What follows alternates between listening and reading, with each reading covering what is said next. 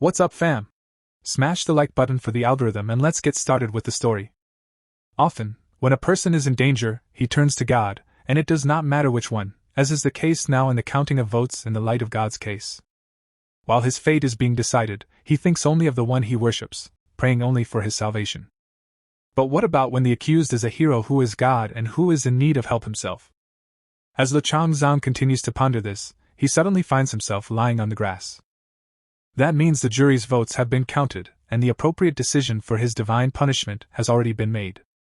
Still lying on the grass, Li Chang's whereabouts, confidently believing that he was destroyed by accepting death in another universe system, since he can't get back in due to system failure and malfunction. And since that's the case, his divine powers and status have been revoked. But in that case, why does Changsun remain conscious of his memories? Suddenly, on the horizon, the hero sees a raft approaching with people sitting in it. At that moment, a man with a huge scroll behind his back appears before him and starts reading out information that pertains to him, including his parents' names, place, and date of birth. The hero silently continues to listen to what the scroll says, and the stranger continues how getting to Arcadia and reaching the heights of Li Chang's took the lives of many gods, for which he was caught and sentenced to punishment. Yes, the stranger was not mistaken about Changsun. At this time, Li Chang thinks of nothing better to do than to decide to attack the stranger who knows so much about him. Reaching out his hand, Li Changsun swiftly tries to grab the stranger but just barely misses touching his face. Li Changsun's hand misses and grabs the air. The stranger manages to bounce back to avoid the takedown. At this time, our hero sees the stranger appear above him, in parallel, drawing his sword.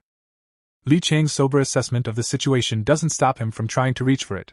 After all, our hero is determined to keep fighting. The stranger suddenly, Li Changsun swings around to strike the stranger. Li Changsun's blow hits the stranger's sword and is so strong that it knocks the scroll out of his hands.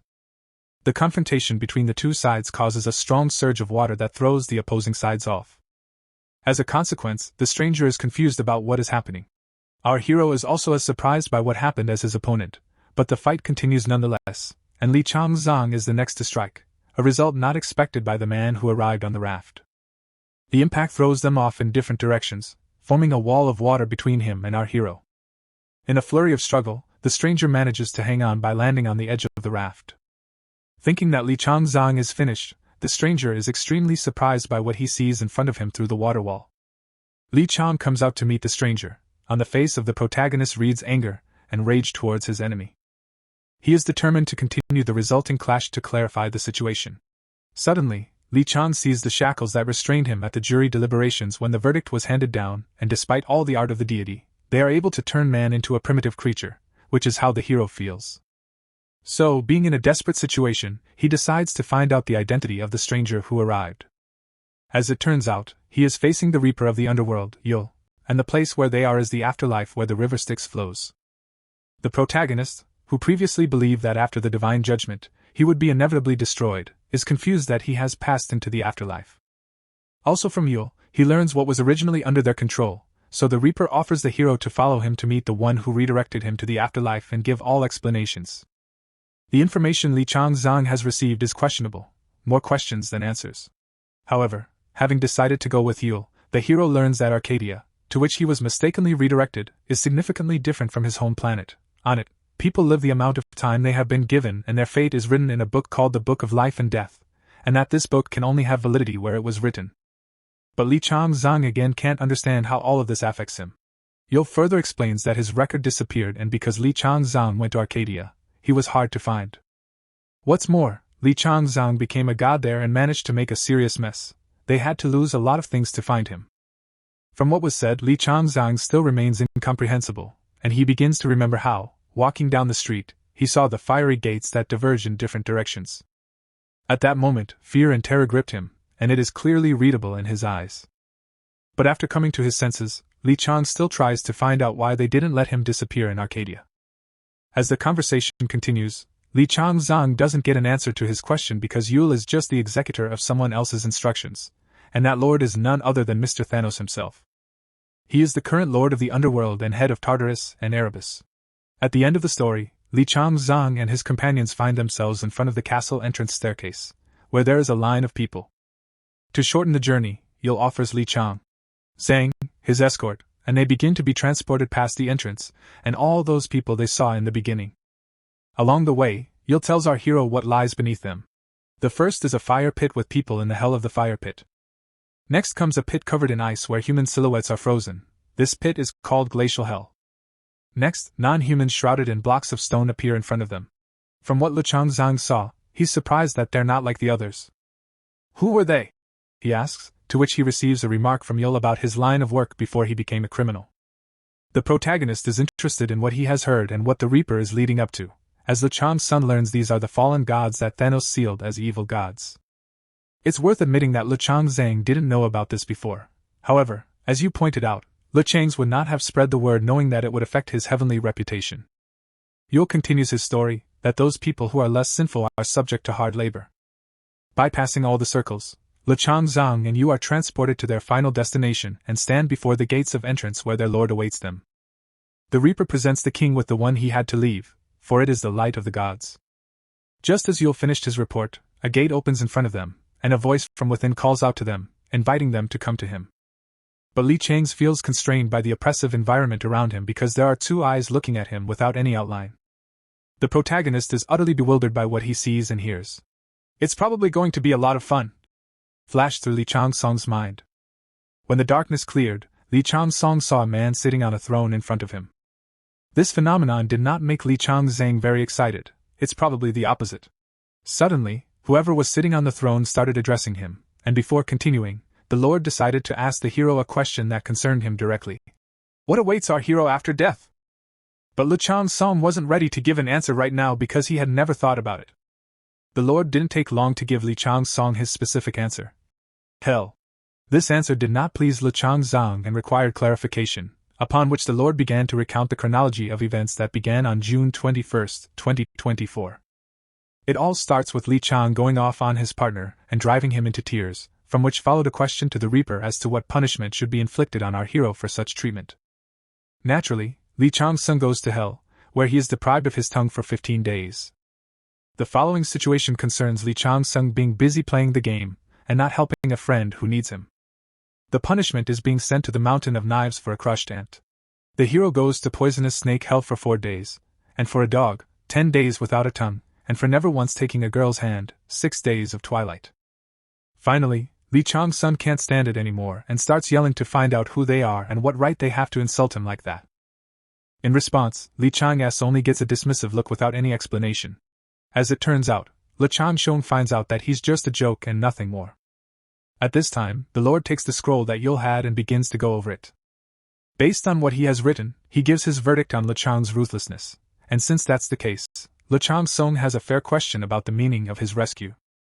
Then, as if in response to him, Thanatos offers Changsun a deal for a favor the hero can do because there are some gods who break their vows to come to Earth, and Chang needs to find them by going to the human world. But doesn't that mean Changsun will be reborn as an ordinary person, forgetting that its original location is Earth? Therefore, it will simply go where it is supposed to be. With a wave of his hand, Thanos presents Changsun with a parade of planets that appear before our hero in all their splendor and power. The protagonist is surprised and quite amazed at what he sees before him, but only one planet evokes those unique emotions in him like no other, and this is planet Earth, the place he was originally destined to be. Forgetting that he is not alone, Changsun hears the sarcastic ridicule of his sentimentality. Changsun is not confused and explains the reason for his behavior by saying that Earth is his home and therefore his feelings should be understood. But continuing his mockery, Thanos says that there's something else for Changsun to be amazed about.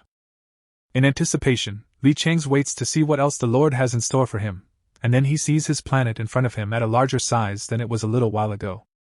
The scale on the plan begins to zoom in to describe the outline of the mainland, which, as they get closer, begins to loom into some sort of city, gradually transitioning to a street lit by streetlights with the tops of houses on either side. Changsun is walking down this street with a bottle in his hand and his head down, and then something unknown catches his attention, causing him to be distracted from his thoughts. What he sees in front of him, it causes him to fear and not understand what is happening. But it can't be these memories. How can it be possible?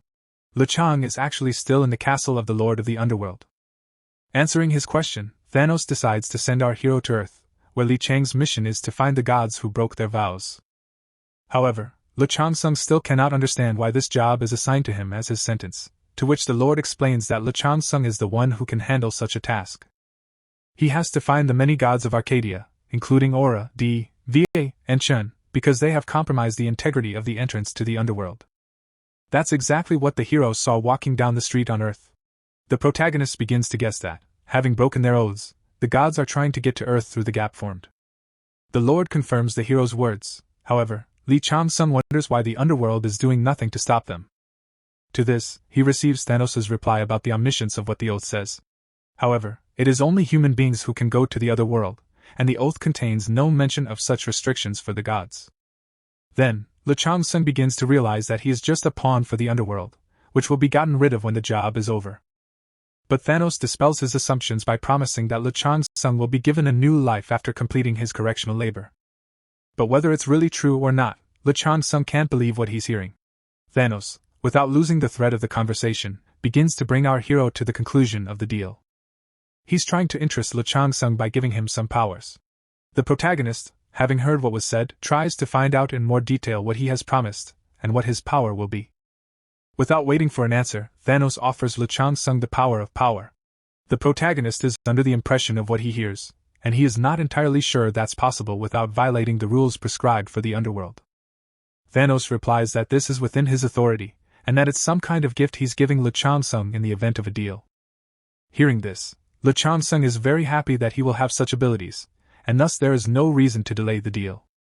So, in such a case, the deal is considered concluded, and the contract is signed. Here, the Lord of the Underworld proclaims the beginning of Changsun's reincarnation, and Changsun is preparing to enter the gate called the Gate of Rebirth. However, upon entering the Gate of Rebirth, Changsun will lose all of his deity and turn into a regular person who has to start over without any powers. Listening to Yule, Changsun assures him that he will mean what he says. However, he can no longer tolerate what Yule is saying, trying to give him the latest clarification regarding his powers. Having finished his instructions, Yule escorts our hero to the gate where his sentence begins. Still sitting in the boat, Changsun finally sees them in front of him.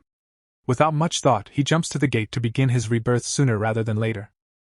Once in front of them on the cliff, Changsun sees their doors open, but before stepping into them, Changsun still decides to say goodbye.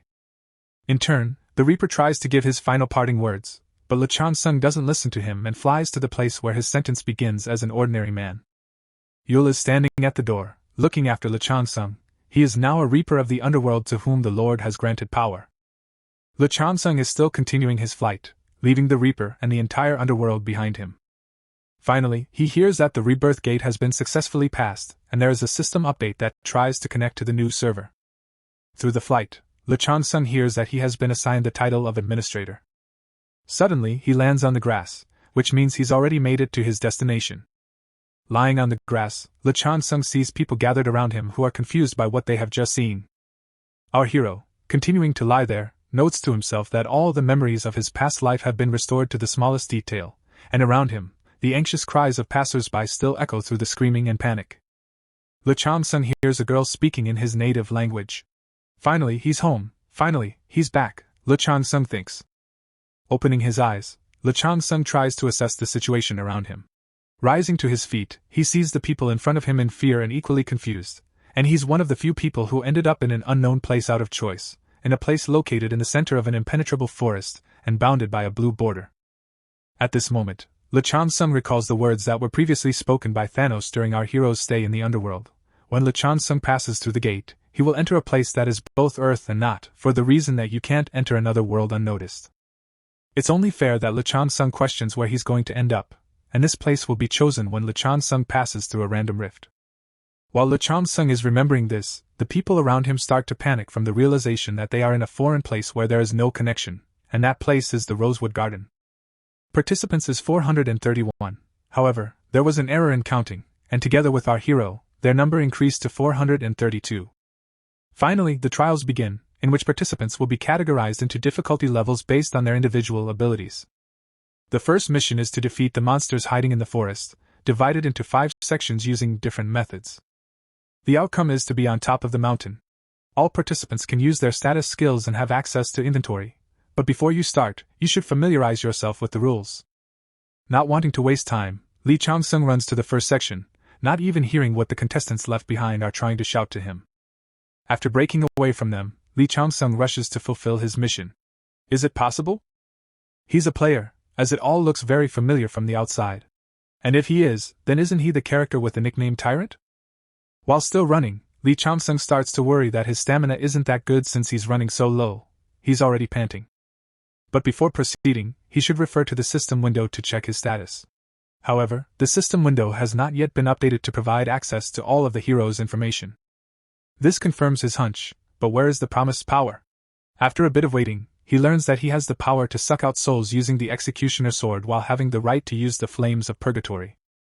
The best part is that after defeating the monster, Lee Chang-sung can take his experience by taking his soul, and his abilities will help him avoid exhaustion and heal from his injuries. While the Executioner Sword will help him harness the power of the gods to punish criminals, that is purely theoretical. Lee Chang-sung will become omnipotent and omniscient if he wins, which means Thanos didn't cheat him out of his power, probably because Thanatos doesn't like the gods of other worlds. On reflection, Lee Chang-sung is sure that the Executioner Sword is probably not that easy to use. Of course, the sword is much better than the soul-sucking skill, but in order for it to be used, you need the opponent to be someone who completely breaks the oath, and there's a chance that in the confrontation, Lee Chang-sung will be seriously injured while defeating the criminal. What comes next in this reflection? Lee Chang-sung sees his enemy. His first opponent is a huge black snake called the Black Mamba. With its huge mouth open, it launches an attack on Lee Chang-sung, but anticipating a quick victory, Lee Chang-sung pulls out a rusty dagger and launches an attack. Striking a sharp blow with his rusty dagger, he slashes the serpent in one fell swoop. The serpent has been struck, and Lee Chang-sung has victory in his hands. With victory, Lee Chang-sung raises his skill in the rusty dagger technique, arousing the interest of the deity called Hunting Season. Our hero is pleased with himself and the outcome of the battle that ended in his favor. He will surely be better than all the others, and they will be afraid of him. After all, it is fear that can provide the opportunity to start a new life. The same goes for the gods and stars, who, upon completion of AD mission, have the right to choose a cleric to spread their teachings because they are the ones who elect the preachers who carry their will to the people. So, huge crowds descend into the dungeon to try their luck and get the power that the gods and stars give, but only a few are lucky enough to get the divine attention, and the rest die without receiving it. Because to the gods, beings condemned to death are of no interest, and only those who meet the requirements are so honored. Or if only they can show that they have a special gift, like our hero, who after the successful completion of the fight became interested in the deity called Hunting Season. This deity is a war goddess called Pog, who skillfully uses different types of ammunition for the pleasure of the hunt. But the cherry on the cake is that her mother is Tiamat, the primordial dragon of evil, and it's very surprising that such a person would be interested in Lee Chang-sung so soon. But what would she say after seeing the rusty dagger technique in action? Lee Chang-sung is not failing. The technique that Lee Chang-sung is going to shine with is really interesting, and he'll do his best not to fall flat on his face. But his musings are interrupted by an odor that begins to spread through the forest. Our hero concludes that it's the poison that soaked half the forest, which means that many monsters have already been poisoned by it, and if that's the case, it's time for the next plan. But his thoughts are interrupted by an attack from behind by two black mambas. Without thinking long, Lee Chang-sung uses the snake hunter's jump, which is perfect for this purpose. As Lee Chang-sung sprints, he leaps to deliver a devastating blow to the snakes. For successfully completing the task, Lee Chang-sung receives additional experience points. These experience points raise Lee Chang-sung's level by an order of magnitude, and the rusty dagger technique has success against black mambas. As Lee Chang-sung has no trouble getting rid of the snakes that infest the rosewood forest, in due time his skill improves, and the feel of the battle becomes more accurate.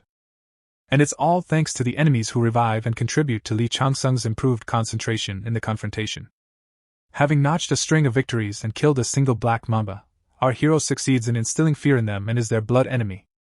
This is exactly what Lee Chang-sung was going by successfully completing tasks and instilling fear in the snake-like monsters for defeating 100 black mambas. Lee Chang's is promoted higher to the level of black mamba fighter. Our hero is happy with the result he got and the feeling he gets from fighting snakes because he enjoys what he does, whether it's Arcadia or Rosewood. That's why Lee Chang-sung was in the dock. But is it really true, or maybe it's just an unfounded excuse? Maybe the deity is just scared that a mere mortal can stand up to them. In that case, Lee Chang-sung will give them what they fear so much. He will do so despite the initial lack of such intentions. The hero gains a number of victories over black mambas by improving his existing technique and acquiring the skill of a regular dagger, which delights the deity. Not wanting to stop at what he has accomplished, the hero learns that he needs a break to regain his strength and stamina, and he activates the gifted power to suck the souls out of defeated monsters. To do so, Lichang uses the flames of purgatory and takes possession of Black Mamba ashes. As a result, his stamina increases to 5%, and strength is finally restored to continue the fight against the snake-like monsters. Lichang's zeal and good fortune have hunting season confused because it doesn't know what type of hero's abilities should be categorized as. Another hero's victory over the Black Mambas further certifies the deity in his doubt, and only Changsun knows that it's all due to the approval received from Thanatos, and not what the rookies have at the beginning of the mission, as the deity thinks. But even if it had guessed, it would not have intervened to avoid violating the principle of causation. To find out the newcomer's data in such musings, Lichang tries to catch his breath after gaining victory and preparing for the next fight. He confidently believes that he does not care if the data about him becomes known because Lichang is under the protection of the underworld. Otherwise, everything would have been revealed by now. Finally, defeating the last Mamba, the hero opens the system window and sees that his power stats have increased and he can use skills, and his abilities are increasing. Lichang's interest in Pag, which is a good sign. Now we have to earn his favor with our achievements, and to do that, Lichang needs to fight a red and bloody Mamba. Since Lichang has a resistance to poison, even if it's not strong, the victory should be quick. But it's worth bearing in mind that the Blood Mamba stands at the head of all available Mambas and is a danger to even high-level beginners. However, that doesn't scare Lichang, and he wants to try to defeat her single-handedly because it is a good attempt to get the attention of the gods. But also, it is not that important. The poisonous fang of the Blood Mamba is especially valuable, as Lichang gets full resistance to poison once he gets it, because it was the lack of resistance to poison and, of course, the numerical superiority of the gods that once struck Lichang and affected the outcome. No matter what, Lichang must get that fang. Thinking about it, Lichang notices that the condition of his first weapon, a rusty dagger, is deteriorating significantly. Of course, this is not surprising since he was defeated by a total of 444 Mambas. Suddenly, Lichang notices a flash in the sky. The object that appears catches his attention, which is a different kind of weapon than a rusty dagger, a weapon for beginners. This weapon is worthy of more attention and detailed consideration. Lichang notices that the weapon contains dragon scales. Such weapons are characteristic of Tiamat. There must be a catch. The hero is right, gifts like this don't just happen.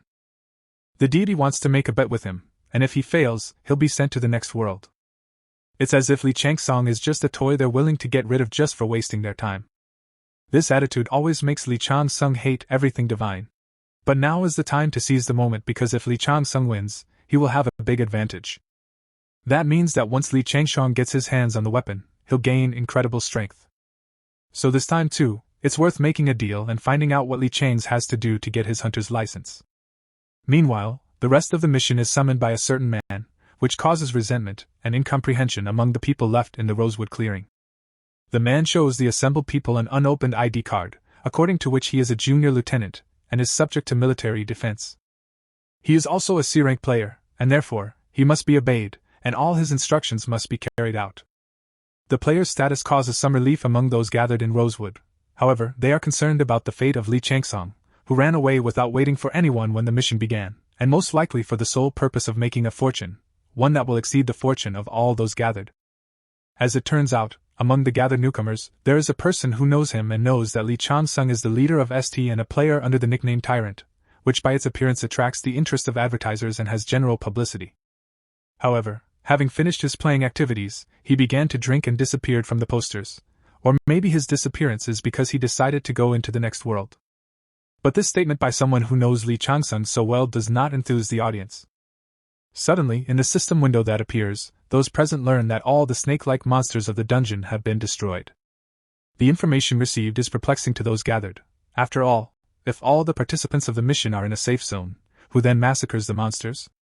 All the snake-like monsters, white worms and blue ravens, are sent to the next world with incredible speed, and Lichang is furious at the epicenter of all events. Not just him, because what happened is unbelievable and raises more questions than answers, especially for a player who knows Lichang so well. Meanwhile, Lichang completes the mission with the subsequent winning of the bet. Upon completion, he receives a hunter's license in a category called Casual Mission. For this, the deity sees the hero as a candidate for the title of priest, also because all the worthy beings are occupied, and it remains to look out for newcomers. But to get it, he has to defeat a bloody mamba in 24 hours. In case of defeat, death. Victory, the fawn of the evil dragon. Is this something urgent, not related to the recent conflict between Tiamat and B. Marduk, the strongest sign of the zodiac and mother of the hunting season? And if that's the case, then Li Changsun will have a lot to gain from the controversy. Besides, there is a point to fight because the evil dragon Fang, obtained at such a high price, has its own characteristics. The more difficult the task, the better for Li Changsun. So, Li Changsun decides to offer the deity different terms of the game, thereby throwing him into confusion. Li Changsun reduces the fight time from 24 hours to 30 minutes, so the new time for Li Changsun to defeat the bloody mamba is only 30 minutes. Such self-confidence delights the deity, and it accepts our hero's proposal. But Li Changsun should keep in mind that if he loses, he will face a painful death. Just at that time, a flash of light appears in Li Changsun's path, from which emerges a huge worm-like, snake-like monster. The monster's power shakes the ground around it, forming giant chasms. Without thinking long, Li Changsun jumps on the monster's back to strike, and this strike should do as much damage as possible to weaken the monster's power. Our hero makes a swift poke with his dagger into the giant's flesh, hooking onto the hilt of his weapon, stripping the monster's body, and then swings again for the final blow. Finally, by cutting off the monster's head, Li Changsun wins an absolute victory, for which he raises his level and adds points to his strength. Before Li Changsun can finish one thing, he notices another flying monster attacking from behind. Without thinking long, Li Changsun defeats him and increases his stamina points. Such luck and ability do not go unnoticed by the other deities, which, in turn, does not go unnoticed by our hero. The bloody mamba, who shows interest in Li Changsun, is no exception. In turn, this strikes the deity of the hunting season, compelled to warn all who are interested in our hero. Li Changsun, in turn, satisfied with the work done, is eager to go to a worthy opponent. Finally reaching the 10th level, Li Changsun is awarded the secret class as a rookie who has surpassed himself in the speed of completing tasks. It makes more sense to reach new heights than to be a spearman from a previous life, and that requires a worthy adversary. For this role, Berserk is perfect. In spite of a strong blow, he loses his mind, but knowing this and taking extra measures, he can be defeated. To finish the deal sooner, despite the fact that defeating this monster can be difficult for players of even the 20th level, and being in anticipation, Li Changsun looks through the system window to select the proposed class. Out of the entire list, Li Changsun is interested in those who are in secret status. Finally, Li Changsun scrolls to the end of the list of suggested classes, expecting to see Berserk, but Li Changsun realizes that he is not among those listed. And yet, the time left to decide is 6 minutes. Meanwhile, the bloody mamba continues to follow our hero, tracking him down among the trees where Li Changsun is forced to hide while deciding on his class choice. But Li Changsun still doesn't understand why Berserk isn't listed. Meanwhile, the class selection is coming to an end, and Li Changsun needs to decide on a class and time to be watched. Without making the deity wait any longer, Li Changsun chooses to become a rune keeper, hoping to increase his fighting ability. And so, there is a change of class. The new class is Rune Keeper. Along with the change of class, Li Changsun's dexterity and magic power increase by 5, and he adds intelligence and willpower. This choice brings amazement to the deity and ridicule to the other gods. Nevertheless, skill class creation runes for beginners, rune engraving for beginners, created. That's just what we need to finish the job in the remaining 4 minutes. Li Changsun adds another 30 additional units to the intelligence statistic and 25 additional units to the will stat. But suddenly, something happens that Li Changsun isn't ready for yet. He is attacked by a bloody mamba, a snake-like monster that has been following our hero for a long time. Li Changsun quickly pulls himself together and tries to escape from her in order to save himself, and with little time to dodge the attack, he jumps away from where the blow is coming from. Finally, there is the activation of the skill, creating runes for beginners, with the probability of increasing success directly proportional to statistics. Pinning his hopes on his battle weapon, Li Changsun prepares to strike, which, thanks to Li Changshang's actions, turns out to be successful. Our hero's battle weapon wounds the snake-like monster, and Li Chang's is remembering a skill his elders taught him in order to put it into practice. By applying finger marks on the martial weapon, Li Changsun activates the skill, Rune Engraving for Beginners. The result of this activation is an engraving on the weapon, which is called the Rune of Explosion. However, the predictability of Li Chang's future actions only makes the laugh. However, it is interested in how Li Chang's knows about runes, having managed to create and engrave them all, thereby increasing his skill level. But inadvertently, Li Changsun uses up all his magic power and reaches a state of decadence. Meanwhile, while Li Chang's is once again attacked by a snake-like monster, the amount of time left is already down to 3 minutes. From the thick of the rosewood forest comes an explosion that signals a clash in progress. The resulting noise and outbursts cause the people in the clearing to take notice. Again, although similar sounds have come from the forest before, this explosion is not like all the others. It is much more powerful, and it makes sense that the visible smoke is causing fear and bewilderment among the people left in their seats. That's when they find out that Li Chang's is engaging in a boss battle, and that boss is none other than the Bloody Mamba himself. But there's no way that Li Chang's has already started the battle with the boss. That's exactly what the remaining players think, and it's likely that Li Chang's has the intention to ruin them all because he does what he wants in games too, without regard for the opinions of other players. Eventually, something must be done to stop this lawlessness before it's too late, or the ultimate outcome for all will be the inevitable departure to another world. However, despite the panic of a man who knows our hero well, the sheriff has a different opinion. Staying where he is and doing nothing is not part of his plan, but what's happening in the sky right now gives some hope to the people. It's more likely that the flashes in the sky are indicative of a critical strike. With the number of outbreaks increasing exponentially, it's possible that the remaining players don't appreciate Li Chang's abilities, which inspires hope for their salvation. But what the sheriff sees so far doesn't give him a sure explanation. Meanwhile, the number of flashes in the sky continues to increase, and at this minute, the resistance continues against the monster, with Li Chang's delivering blow after blow. He seems obsessed and addicted to the ongoing confrontation, which causes a huge flare-up to form between the two. This resistance forms an explosion signaling the end of the battle, and that's how Li Chang successfully defeats the first boss, Bloody Mamba.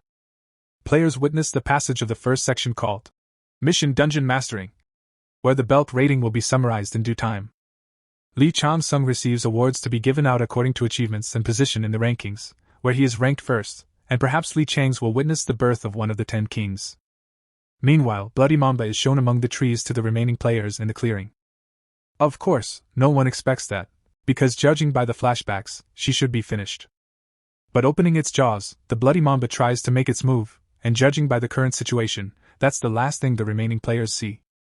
But something starts to go wrong, someone stops her, and it's none other than Li Chang's, who doesn't hesitate to deliver a devastating blow to her. This act cannot go unnoticed by the players, making Li Chang's very tense. He doesn't expect such a reaction, so to lighten the mood, he asks them what they are. From the lieutenant's words, he finally figures out that there are players in front of him and, to waste no time, orders them to take care of the weaker gods while he decides to take on bigger fish. But he doesn't expect to hear that he wants to be taken care of. However, knowing that he is not welcome here, he decides to leave with his prey, leaving the players to ponder whether he's really a tyrant or a demon. But if he was a demon, he'd be gone by now. This kind of thinking and talking at length about Li Chang's angers a player who knows him so well. Meanwhile, Li Chang's, after hearing the last words about him, reflects on what was said. After all, he wasn't used to hearing such treatment for himself. Having settled down with his prey, he decides to take a break using the time allotted to him before the opening of the second section, and at the same time, he needs to engrave another rune, the rune of obstruction. After performing all the manipulation, Li Changsun receives information about increasing his skill level. At this point, the beginner rune creation skill reaches its maximum, and the continuing rune creation skill becomes available. But first, the rewards have to be sorted out. However, Li Changsun decides to stay with the Dragon Fang for now, therefore, the choice is quite predictable, and the number of achievement points becomes 15,000. Since we should not forget that in the world of men and gods, all decide money, and therefore you need to prepare for the opening of the game store, the next step is to select the status. Accessing the system window and satisfied with what he sees in front of him, Li Changsun once again makes sure that the fight with the Bloody Mamba has done its job in his favor. Now, the Dragon Fang is his identity, and Li Changsun's persona is already being openly sought after by other gods, which only plays into Li Changsun's hands. As a result, to keep his deity hunting season, he offers him a second gift to choose from. Looking at what is hidden in the dragon treasury, Li Changsun can't make up his mind, as all the treasures are very rare. But in time, Li Changsun decides to keep his intentions to himself, which displeases deity hunting season and sows some doubts about Li Changsun's plotting.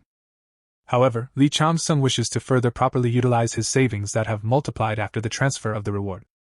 Then, hunting season offers Li Changsun the chance to become a candidate for the priesthood, to which he receives a refusal, and the reward is exchanged for points. Again looking at the tidy sum of 2,115,000 achievement points, Li Changsun was satisfied with the work done, even if it was thanks to the gods.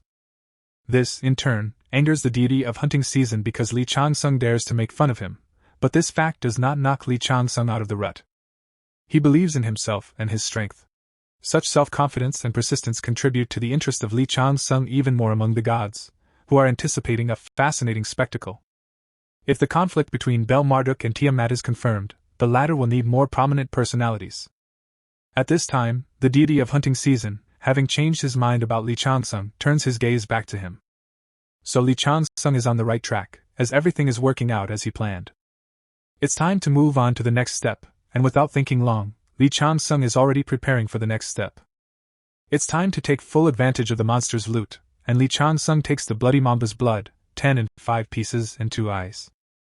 While the other players are chilling in the clearing, the number of gods interested in Li Changsun increases by leaps and bounds, especially after the rejection. However, not all players are happy with Li Changsun's status and success.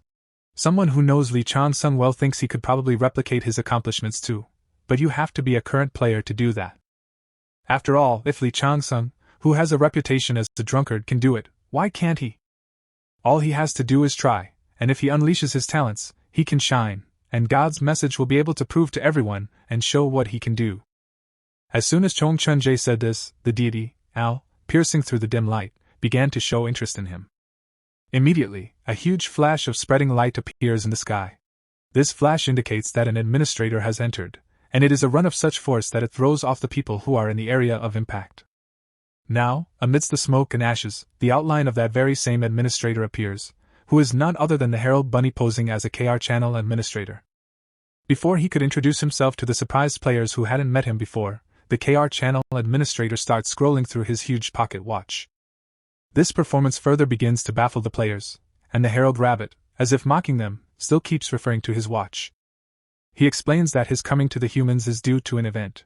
Suddenly, the lieutenant starts remembering something he's seen before, and the Herald Rabbit continues that his arrival is due to non-interference rules spelled out in administrative office policy. But in view of the fact that there is a disruption due to a big jump in the rankings, it is angering the management, and so the Herald Rabbit needs intervention to adjust the difficulty of completing the mission. The incoming information makes a huge impression on the players, but without paying any attention to the humans, the Herald Rabbit takes the safe zone out of the clearing where the players are. This means that along with the destruction of the safe zone, the aggressiveness of the monsters will also be increased. But it wasn't supposed to happen. Not one member of the mission was prepared for that, no one but a lieutenant who once had such a selection process. He witnessed this selection and saw everything with his own eyes when a huge number of people were sent to the other side of the world without being selected, and only the lieutenant survived among a bunch of players who didn't make it. Yes, history repeats itself now as it did then. Players have to pass the selection process so that the gods can see if there are any capable players among the newcomers, and the lieutenant may once again witness people falling prey to the amusement of the gods. But do the gods really believe in his potential to put him to such a test? Over all these thoughts and events, Li Changsun appears in the clearing. According to the rules, players can team up to fend off hungry predators and collect crystals. The countdown is on. At this time, the Herald Rabbit turns to Lieutenant Park Ha-sung. However, the lieutenant is in utter amazement that the herald knows him. Immediately, with the answer he receives an explanation that the administrative bureau is interested in him because last time he stayed alive in the dragon's lair. If that's the case, may Park Ha-sung be lucky this time. The countdown ends, and the disappearance of the herald signaled the start of the game. More precisely, it was the evidence of the beginning of the second stage, which is marked by the appearance of three-headed battle monsters beginning their assault on players. This suddenness catches the players off guard, each making chaotic actions in turn. Young Yun-jae decides to turn the situation in his favor because this is his chance to take a chance and start to prove himself, and the owl deity piercing the dim light promotes his good fortune, thus showing favor to Jang Chun-jae. Meanwhile, Lechang is extracting the black mamba's poisonous fang. It is the fang that will help Lechang gain resistance to the poison. During all this activity, Lechang lets the second stage begin, and the gods begin to argue about Lechang. Yes, the start has been made, and selection amongst the players is beginning, but Lechang is sure he has plenty of time, and his cutback may be due to the dispute he won with Publ Lazag. It is likely that this situation will again play into the hands of Li Chang's, as his further actions cause interest and controversy among the gods. But what Li Changsun gets from the system window is not what he expects, because his stamina is lower due to the lack of time to rest. In the meantime, a fire lizard begins to accompany him. However, what he used in the first stage doesn't work in the second stage against this monster, because the first stage uses poison against living organisms, while the fire lizard is in front of him. Since that's the case, the type of poison will change from ice and metal and eventually get to corporeal.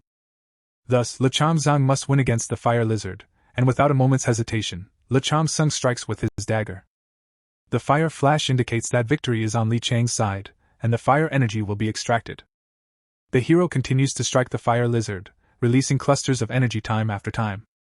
Li Changsun continues to strip the fire beast, who, despite the beatings, continues to resist. The fire energy released is so strong that it throws Li Changsun off, but the fire lizard is fighting harder and harder for its life, spewing out streams of fire. However, Li Chang, in turn, continues to strike with his dagger, delivering final blows to the body of the fire lizard. In the end, in this fight, the fire monster is defeated. The fiery beast lost its head and went to the other world in puffs of fire. Li Chang, standing on the defeated enemy, celebrates another victory.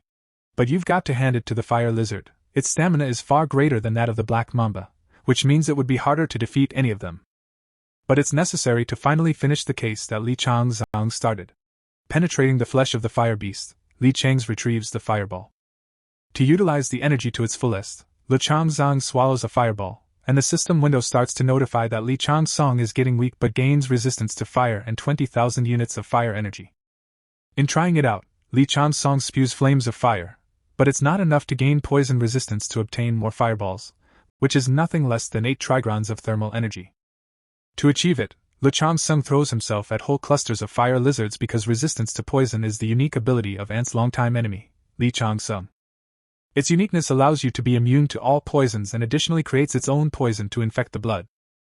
Yes, Li Changsun had every chance to defeat his worst enemy, Anaris, if it weren't for the curse of Gaia that led to Li Changsun's defeat and the destruction of his divine status. Instead of going to the other side of the world, Li Changsun manages to get to Thanatos, the ruler of the underworld, through which he learns everything he can about a secret art called Fallen Stars. It is this knowledge that he needs to challenge nearly all 12 constellations, who, in turn, have many enemies among the Fallen Stars condemned and sent to the underworld. The Fallen Stars, a.k.a. the 12 Elders, are happy to share their knowledge with Li Changsun, which Li Chang skillfully uses in confronting the monsters. It is precisely the shortcut to obtaining resistance to poison that becomes the first knowledge put into practice. All of this is because Ants caused one fallen star to lose her child, her daughter, and since she was the first to share her knowledge, she holds the title of First Elder. Li Changsu, once again defeating the monsters, continues to absorb the fireballs of energy, deciding through the eruption of flames to check the level of energy earned. However, it's not enough for Li Changsun to light the trigram. To do so, he must defeat the stronger and more stubborn monsters. Meanwhile, Chun Jae continues to assert himself and reveals himself as a player puffing with rage, the one who can defeat a giant fire lizard and emerge victorious. If that's the case, then Chun Jae has all the chances to surpass Li Changsun and show his skill in battles. But looking at the system window, Chun Jae sees that being in second place to Park Ha, he is far behind Li Chang's. This fact perplexes Chun Jae, and Li Chang's takes the shortened path. To catch up with his enemy, Chun Jae asks the patron for more strength and a clue for a shortcut, to which he receives an affirmative answer from the deity. While the other players try to recover from the battle, most likely this world belongs only to special people. Weak people have nothing to do here. Most likely, the fatigue of fighting monsters that last 3 days contributes to the envy of other players who have achieved incredible success. Just at that time, Chun is notified that he's getting a new player skill that will help not only him, but the other players survive. Suddenly, the next monster appears, a fiery dog head with horns. Since it's the Mother Queen of the Mountain, at this rate, all the monsters can go to the other side, including her, who is overtaken by Li Chang's with his dagger. But if that's the case, is Li Chang shown even human? Once again delivering his deadly blow, Li Chang's defeats the maid of the Queen of the Mountain, and the bloody sun indicates that luck is once again favoring Li Chang's song. Li Chang's gets another fireball to add to his collection. Having absorbed it, Li Chang's son decides to continue his journey to complete the mission. Suddenly, his attention is drawn to a sound coming from behind him. This sound is made by a huge brown bear chasing one of the players. This player is the youngest participant available. Before she can recover, she notices a huge dagger striking the brown bear, and her savior is none other than Li Chang's, who happened to be in the neighborhood. Still unable to regain consciousness and unable to see anything around her, the girl continues to scream so Lee Chong-sun can't calm her down. He is bewildered that she is alone in the middle of the woods, but the reason is more than obvious because the other players went to the other world without surviving the ordeal. In their gullibility, they follow young Junji, who later dumps them. At this time, the girl shows on her arm a tattoo of an owl, which guarantees the presence of divine power. But in fact, such a tattoo carries a different meaning. It's the mark of a demon. It indicates that the one who has such a tattoo sells their soul to the demon, and the sign of the owl piercing the dim light looks quite different. He who bears such a brand, after he goes to the next world, gives his soul to the demon and the life force of his assistant. This means that young Jun-jae is getting very strong now, and having that stigma is a very serious thing, no matter how much one might wish to think otherwise. If it is true and it is a demon, it is very majestic and in its power, ranked above even the demon king. However, the realization of this fact does not frighten Lee Chong-zang at all, unlike the girl. She starts to ask for help and seeks Lee Chong-x's protection. But what choice does Lee Chong-song have? Since she's just a child, and not only did he protect her from the fiery bear, but she's asking him to help her. She's not backing down, she's willing to help out in everyday matters as long as Lee Chang's can help her become stronger. What else is left for Lee Chong-song when the call for help comes from a child willing to do anything for power? Surely she wants revenge for the friends who irrevocably abandoned her, and with nothing better to do, she shares the last piece of chocolate she has with Lee Chang's. However, after refusing the offer, before Lee Chang starts, he finds out from the girl about her abilities, and he needs to check her tag and work on it first. Meanwhile, Young Chun-jae continues to replenish his vitality through the passing of the next players. He grows stronger each time, and his patron rejoices as his power grows. At this moment, young Chun-jae is called out by one of the players who is following him. Annoyed at being distracted, Jang Chun-jae tries to keep his cool. But seeing his attitude and fiery gaze, the player tries to soften the situation. The player is very upset about the tattoo on her arm. It affects him in ways he doesn't expect at all. This tattoo, or even tag, is starting to limit his actions, but his speculation is interrupted by Young Chun-ji's shout. Young Jun-jae no longer wants to tolerate his lethargy, and eventually, someone found what Young Jun-jae asked me to find. However, the player does come to realize that this mark turns them into slaves to Cho-chun, forcing them to run errands. At this time, Jang Chun-jae orders the players to get up as an attack on the boss is planned, and the feeling of hatred overwhelms him for Lee Chong-zang. He will avenge all his suffering. Rage consumes him. Meanwhile, something is happening to the girl who joined Lee Chong-zang. She has an ability she never had before, and that piques the interest of the gods who watch over the rapidly evolving players. The girl activates a skill called Storm Run. This skill works well against zombies by distraction, which means that the rune of captivity is very useful against zombies and successfully acts against them, which are easily destroyed. At least while the girl using the Storm Run skill distracts them, Lee Chang's wields his dagger, sending zombies to the other side. The girl is very good at applying this skill, and it's running away beautifully, which has its positives. Since that's the case, why not apply a captivity rune to her so that the monsters only follow her?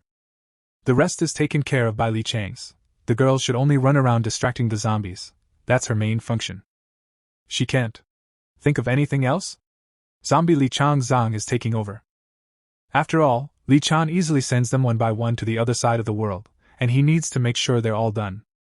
At least the girl is responsible for that, and besides, her job is to collect all the monsters within a 300-meter radius, which she's good at. But that will be enough, as she will not be able to defeat those monsters that will appear, and therefore she needs to run as far away from here as possible. Full of trust in Lee Chong-zang, the girl agrees to his proposal. After seeing the girl off and being left alone, Lee Chong-zang begins to think about what to do next. But his musings are interrupted by a splash of black slurry indicating the monster's approach. That black slurry splashing around so much turns out to be nothing but poison. The next main boss monster to appear in the arena is the rotting plague spider. His strength and power begin to tear blocks of stone to shreds, so much so that it attracts the attention of a girl who was already far away from the place where she last met Lee Chong-zang. The size of the rotting plague spider is very impressive and terrifies the girl, throwing her off her feet. It is this monster that Lee Chan will have to confront. From the effects created by either the movement or the energy generated, Lee Chan covers his face with his hand, and at that moment, his gaze changes to a bright light, a sign of his supernatural power, and his eyes change into eyes with snake-like pupils. But in addition to the plague spider, he is accompanied by a huge number of zombies, and if you look closely, There's an unimaginable crowd of them, and they're attached to something. Something is the front paw of the plague monster, studded with zombies from beginning to end. The plague spider begins to make movements in preparation for an attack. Once again, the jet of air almost blows Li Changzong away as he tries to stay on his feet. Then, quite timely, a certain deity snake coiling the world gives Li Chang's the skill of snake eyes that will help him orient his thinking over the actions. If that's the case, then Li Changzong should show what he can do. He has to prove to the deity who he is, and who he really is, and it is necessary to act immediately without wasting a minute. Therefore, Li Changzong activates the weak poison resistance skill, and since the skill of weak resistance to poison is improved, the poison caught in the body is destroyed by the accumulated fire energy. The achievement obtained is now 666 fireballs, plus 5 to stamina and fire characteristic enhancement. With this advantage, Li Changzong rushes towards the rotting plague spider, and as he leaps, he's about to strike at the paw that the zombies burrowed into. Swinging his dagger around, Li Changzong slashes the claw of the huge monster. The first blow of pain to the rotting plague spider is struck, but in order to be able to ignite the flames of the 8 trigrams, Li Changzong would need a binding fuel. For these purposes, the ideal solution will be a poison whose action will have the best effect.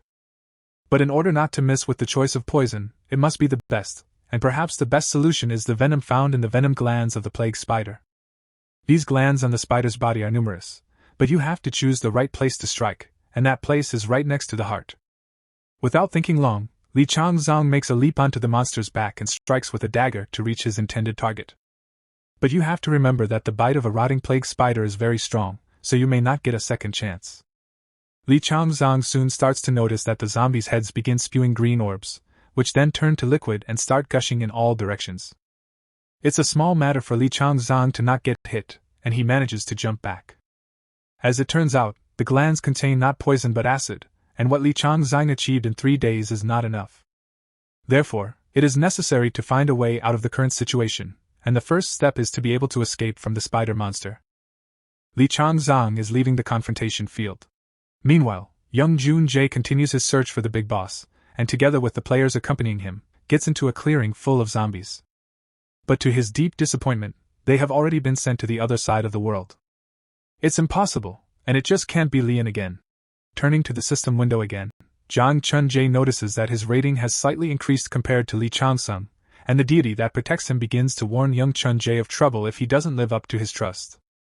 This is the last chance the deity will give young Jun-jae, therefore, one should make every effort to get the deity interested again. No matter what paths his opponent takes, young Jun-jae finds out that Li Chang's is currently confronting a plague spider. This is already becoming the last straw in young Jun-jae's patience. He can't let it go this time, so he has to hurry up. Meanwhile, Li Changzong comes up with an idea to trap the spider. Naturally, his enemy is irritated and in an unstable state, and then Li Changzong remembers the last goodbye to the girl who happily reports the job done and her happy, trusting face eager for the next orders. But he has to run. To realize the plan, Li Changzong is coming up with, and the rotting plague spider, unsuspecting Li Chang's, continues to stalk Li Chang's and finally falls into the trap so skillfully designed and disguised by Li Chang's. Everything turns out exactly as Li Changzong planned. His trap succeeded. The next step is activating the explosion rune, which works as intended. A huge column of fire blasts outward from where the spider hit. Yes, it works, and the rotting plague spider is perfectly amenable to fire.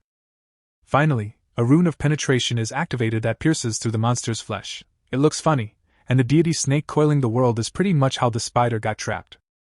Li Changzong once again adds to his bank of achievements by getting the mouse in the trap, new skill, weak trap, and plus 5 intelligence as a reward. And that's just the beginning. He's not going to stop there. However, Li Changzong was wrong when he thought he was done with the spider. The rotting plague spider is diligently grasping for life, and he's not the only one still trying to get to his enemy, following Li Sung with one of his many eyes but having a certain significance. The hero has nothing left to do but go back and finish what he started. Most likely, the rotting plague spider is the final boss since you can't just do away with it. Li Changzong has no choice but to cut the rope he uses to escape and jump down to the monster to deliver his decisive blow, which just happens to fall into one of the leading holes. Realizing his defeat, the bleeding rotting plague spider tries to turn to flee. Having figured him out, Li Changzong decides to thwart his plan by catching up with the weakened, plague-ridden, rotting creature and swinging from above, delivering a series of decisive blows to him with his dagger. The blows follow one after another, and finally, finally finish off the weakened spider. The spider will finally be finished soon, and he's going to the other side of the world to his buddies. At this time, young Chunji and his entourage of servants arrive at the scene of Li Changsung's fight with the plague-rotting spider. Young Junjae is horrified to see this outcome, and he doesn't expect to be late to the event. Once again, he loses and succumbs to his blood enemy, Li Changsung. Looking from the side, Zhang Chunjae sees the scarred carcass of a huge spider on its deathbed. But if they come forward now and reveal themselves, there's a chance they won't survive. It's better to leave this dirty business to Li Changsung and wait until the two warring parties are completely exhausted. We'll just have to bide our time, it'll all be over soon. Then we can show ourselves, and it's better if Young Junjae acts stealthily. For that, we need a plan of action, and without thinking long, Young Chunjae comes up with the perfect idea to strike Li Changs while distracting him. If he targets Li Changsung with players who are willing to do anything for him because of the mark, then Zhang Chunjae's chances will increase. Considering that Li Changs does not want and avoids casualties among ordinary people, the task at hand will be easy. But there are risks involved, so Young Junjae needs a hostage to manipulate Li Changsung, and for this role, the girl running away below is perfect. But Young Junjae thinks she's long gone. A Juicy, that's her name, she's a good counterpart, and it's the perfect opportunity for luck to finally be on Young Junji's side, and he needs to use it right. Meanwhile, the unsuspecting Li Changs continues to throw a series of punches.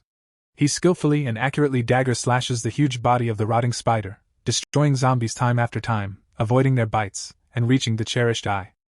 Soon, it would be over, and Li Changs, after a successful series of blows, finally stabs his dagger, which becomes critical and the last for the spider. Finally, the plague of the decomposing spider is over once and for all. The hero successfully completes the mission and brings the monster's condition to a critical state, eventually sending the monster to the other side of the world with no right to return. Having gotten to what Li Changsung has been striving for so long, he finally has it in his hands. He is a true winner who deserves the award of giving Li Changs more opportunities, and without wasting any time, Li Changsung absorbs it to gain new powers.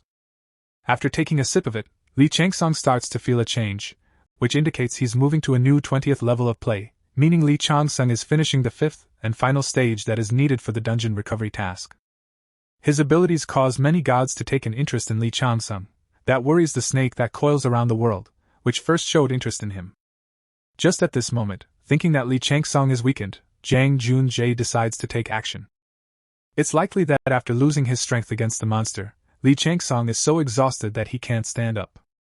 This means that right now, Zhang Junjae is directing his players to turn on Li Changsung, and while the players are attacking Li Changsung, Zhang Chunjae will hide among them to strike. But what Young Chunjae sees when he looks at Li Changs is perplexing. It's even more likely to wonder why Li Chang's mouth is spreading into a smile. In fact, Li Chang's is not even smiling but already laughing. What's even going on, and what can make Li Chang's laugh so hard? There's sure to be an upcoming fun event that makes Li Chang laugh so hard because Young Chunjae and his entire entourage of subjects are trapped in a trap without ever reaching Li Chang. This realization strikes fear into Young Chunjae, who doesn't even know what it all means. Li Chang, who is still excited about what's going on, continues to mock because Young Chunjae and everyone else with him got it wrong without noticing he messed up somewhere and made a mistake. But Young Chunjae doesn't give up his attempt to attack Li Chang and sends the player escorts to deal with him. Naturally, Li Chang is ready for this and accepts this challenge even though he's facing ordinary people. They've been ordered to destroy him, and with the ease of his dagger, Li Chang sends his abusers to the other side, who are under Young Chunjae's command and continue to try to restrain Li Chang. So now Li Chang has to go on a quest called Escape from the Trap. And it's more than interesting. The challenge is accepted, time to act. Li Chang clears a path of human bodies to get to his enemy. There's not much left, and Li Chang's goal will be accomplished. Finally, he gets to Young Chun for a strike, and the confrontation between the two sides begins as their blades converge at the same point. But what happens next is not what Young Chunjae expects, and he's not quite ready for it. Once again, luck is on Li Chang's side. Young Chunjae is weaker than him, and this weakness causes him to be wounded in his right hand, holding the dagger. Yes, it means that fortune is once again favoring Li Chang, who defeated his enemy by taking away his working limb. Naturally, Young Chun must do something to avoid losing his life, and after avoiding another blow from Li Chang, Young Chun flees while hiding behind the backs of his fellow players. They are ordered to stop Li Chang, but for Li Chang, it's just a warm-up, and he will stop at nothing, even for the common people. Li Chang is strong enough, and to defeat him, Young Chun will need more strength. In order to do that, he needs to send more victims to the other side. Meanwhile, the lieutenant is standing on a rock, watching a picture that is painfully familiar to him. He's been down this path before, and now the gods have chosen Li Chang, while Young Chun Jae plays a minor role in this game, only needed to train Li Chang. It was like that last time, and the terrible events begin to resurface in the lieutenant's memory. Young Chun Jae keeps sending players to the other world to get their life force to become stronger, but what happens when the mark on your arm stops working? Meanwhile, Li Chang is about to strike Young Chun Jae after overcoming obstacles. He's close enough for Young Chun to react, and yes, Li Chang is quite strong. Unlike Young Chun Jae, he is far superior in strength and ability. Unable to cope with the pressure and the fact that his working arm is damaged, Young Chun Jae gets hit on his healthy arm. There is no doubt that Li Chang is once again the winner, and he will reach the end without getting proper resistance. With a swing, Li Chang strikes again, taking away Young Chun Jae's left arm. Now Young Chun Jae has both his arms immobilized, and one of them is missing. In the meantime, the vitality from the defeated players is draining away, but they're not going to Young Chun Jae like before, they're going past him. It's his only source of extra strength. To Young Chun Jae's surprise, they pass to his enemy Li Chang. For reasons unknown, this causes Young Chun Jae to be perplexed and afraid because he doesn't understand why this is happening. Meanwhile, Li Chang is starting to remember where he heard that name before, Young Chun Jae. An insight finally starts to come to Li Chang. He tries to remember where he's encountered him before, and Young Chun Jae is sure that Li Chang remembers him because Young Chun Jae knows so much about him. But unfortunately, no matter how hard Li Chang tries, he can't think of anything. This realization, and the fact that Li Chang doesn't remember Young Chun Jae, makes the latter cringe. How can Li Chang not remember him? Because he got Young Chun Jae kicked out of the BP Cyber Sports Club. Finally, it's clues like this that make Li Chang come to mind. He finally remembered what their last meeting was like, Young Chun Jae humiliating himself in front of Li Chang, and in tears, grasping at a last-ditch effort to keep him at the club. If that guy is Young Chun Jae, he's just as disgusted with Young Chun as he was before, and just like then, Li Chang has no pity, only disgust. But being in a bad position, Young Chun Jae is the last thing he wants to hear. Using his last strength, he aims his blade at Li Chang to strike, but this picture is no longer of any interest to Li Chang, nor is the deity who patronized Young Chun Jae. No longer can Young Chun Jae wait for help from his patron, his last hour has come. He begins to realize that he is playing the role of an extra and only that, everything that was before is self-deception. He loses again to none other than his worst enemy, Li Chang, and Young Chun Jae knows what's next for him. And it's something that makes him even more afraid. In the meantime, moments of memories from his past life, of shame and humiliation that he endured, begin to flicker through his brain. Here is the winner of the competition, Le Chang-sung, surrounded by fans, while Young Chun Jae has to stand in the shadows and just watch. Le Chang-sung is on the podium, and he's raising the winner's trophy, while Young Chun Jae is just envious. If envy and the desire for revenge hadn't consumed him, then perhaps Young Chun Jae wouldn't have gotten stuck in the gate following the offender. What happened to Young Chun Jae is now a matter of one man's fault, and that person is Le Chang-sung. Now Young Chun Jae is going to be punished for it. He failed to live up to the deity's expectations, and now he's going to the next world. Young Jun's story ends, and since that's the case, according to the sealed contract, Young Jae's life energy will be transferred to the owner. As if by the wave of a wand, energy begins to erupt from Young Chun Jae's body, but there's so much of it that the energy reserves are becoming overflowing, and it will take some time for Le Chang-sung, as the new owner, to fully absorb it. What was the surprise of the surviving players when they saw Le Chang-sung absorb it? A new rune appears on Le Chang-sung's neck through which the power is transferred to him. But realizing that he's in danger, Le Chang-sung modifies the owl brand that is on the hand of the girl who found his patronage. These changes result in a new mark appearing next to the owl, indicating that it is owned by Young Chun Jae. Fearing that the girl may not be able to withstand the energy, Le Chang-sung puts the rune of transition on her hand, thanks to which all the power will be transferred to him. But such an act disturbs the deity patronizing Le Chang-sung because the incoming energy is different from his energy, which means he has to be very careful with it, as greed will not lead to anything good. Meanwhile, Le Chang-sung continues to absorb energy without paying attention to the warning. Yes, he guesses that he's being tested, and this test amuses a certain constellation that has not yet revealed itself to Le Chang-sung and wants to gift him something. Suddenly, something unthinkable begins to happen. Life energy begins to emanate from the hands of the remaining players. The life energy sends them to the other world, and that is the gift the constellation speaks of. That's probably not what Le Changsun wants as a gift from the constellation. Now, Le Changsun is faced with the choice of continuing to grow stronger or stopping this madness. Yes, that's exactly what happened last time, and the lieutenant remembers a similar picture as clearly as what he sees now. If Le Changsun didn't live up to their expectations, they would have all been sent to the other side by now. That look is a familiar look that means nothing, and those lifeless eyes will surely take the life out of all the players.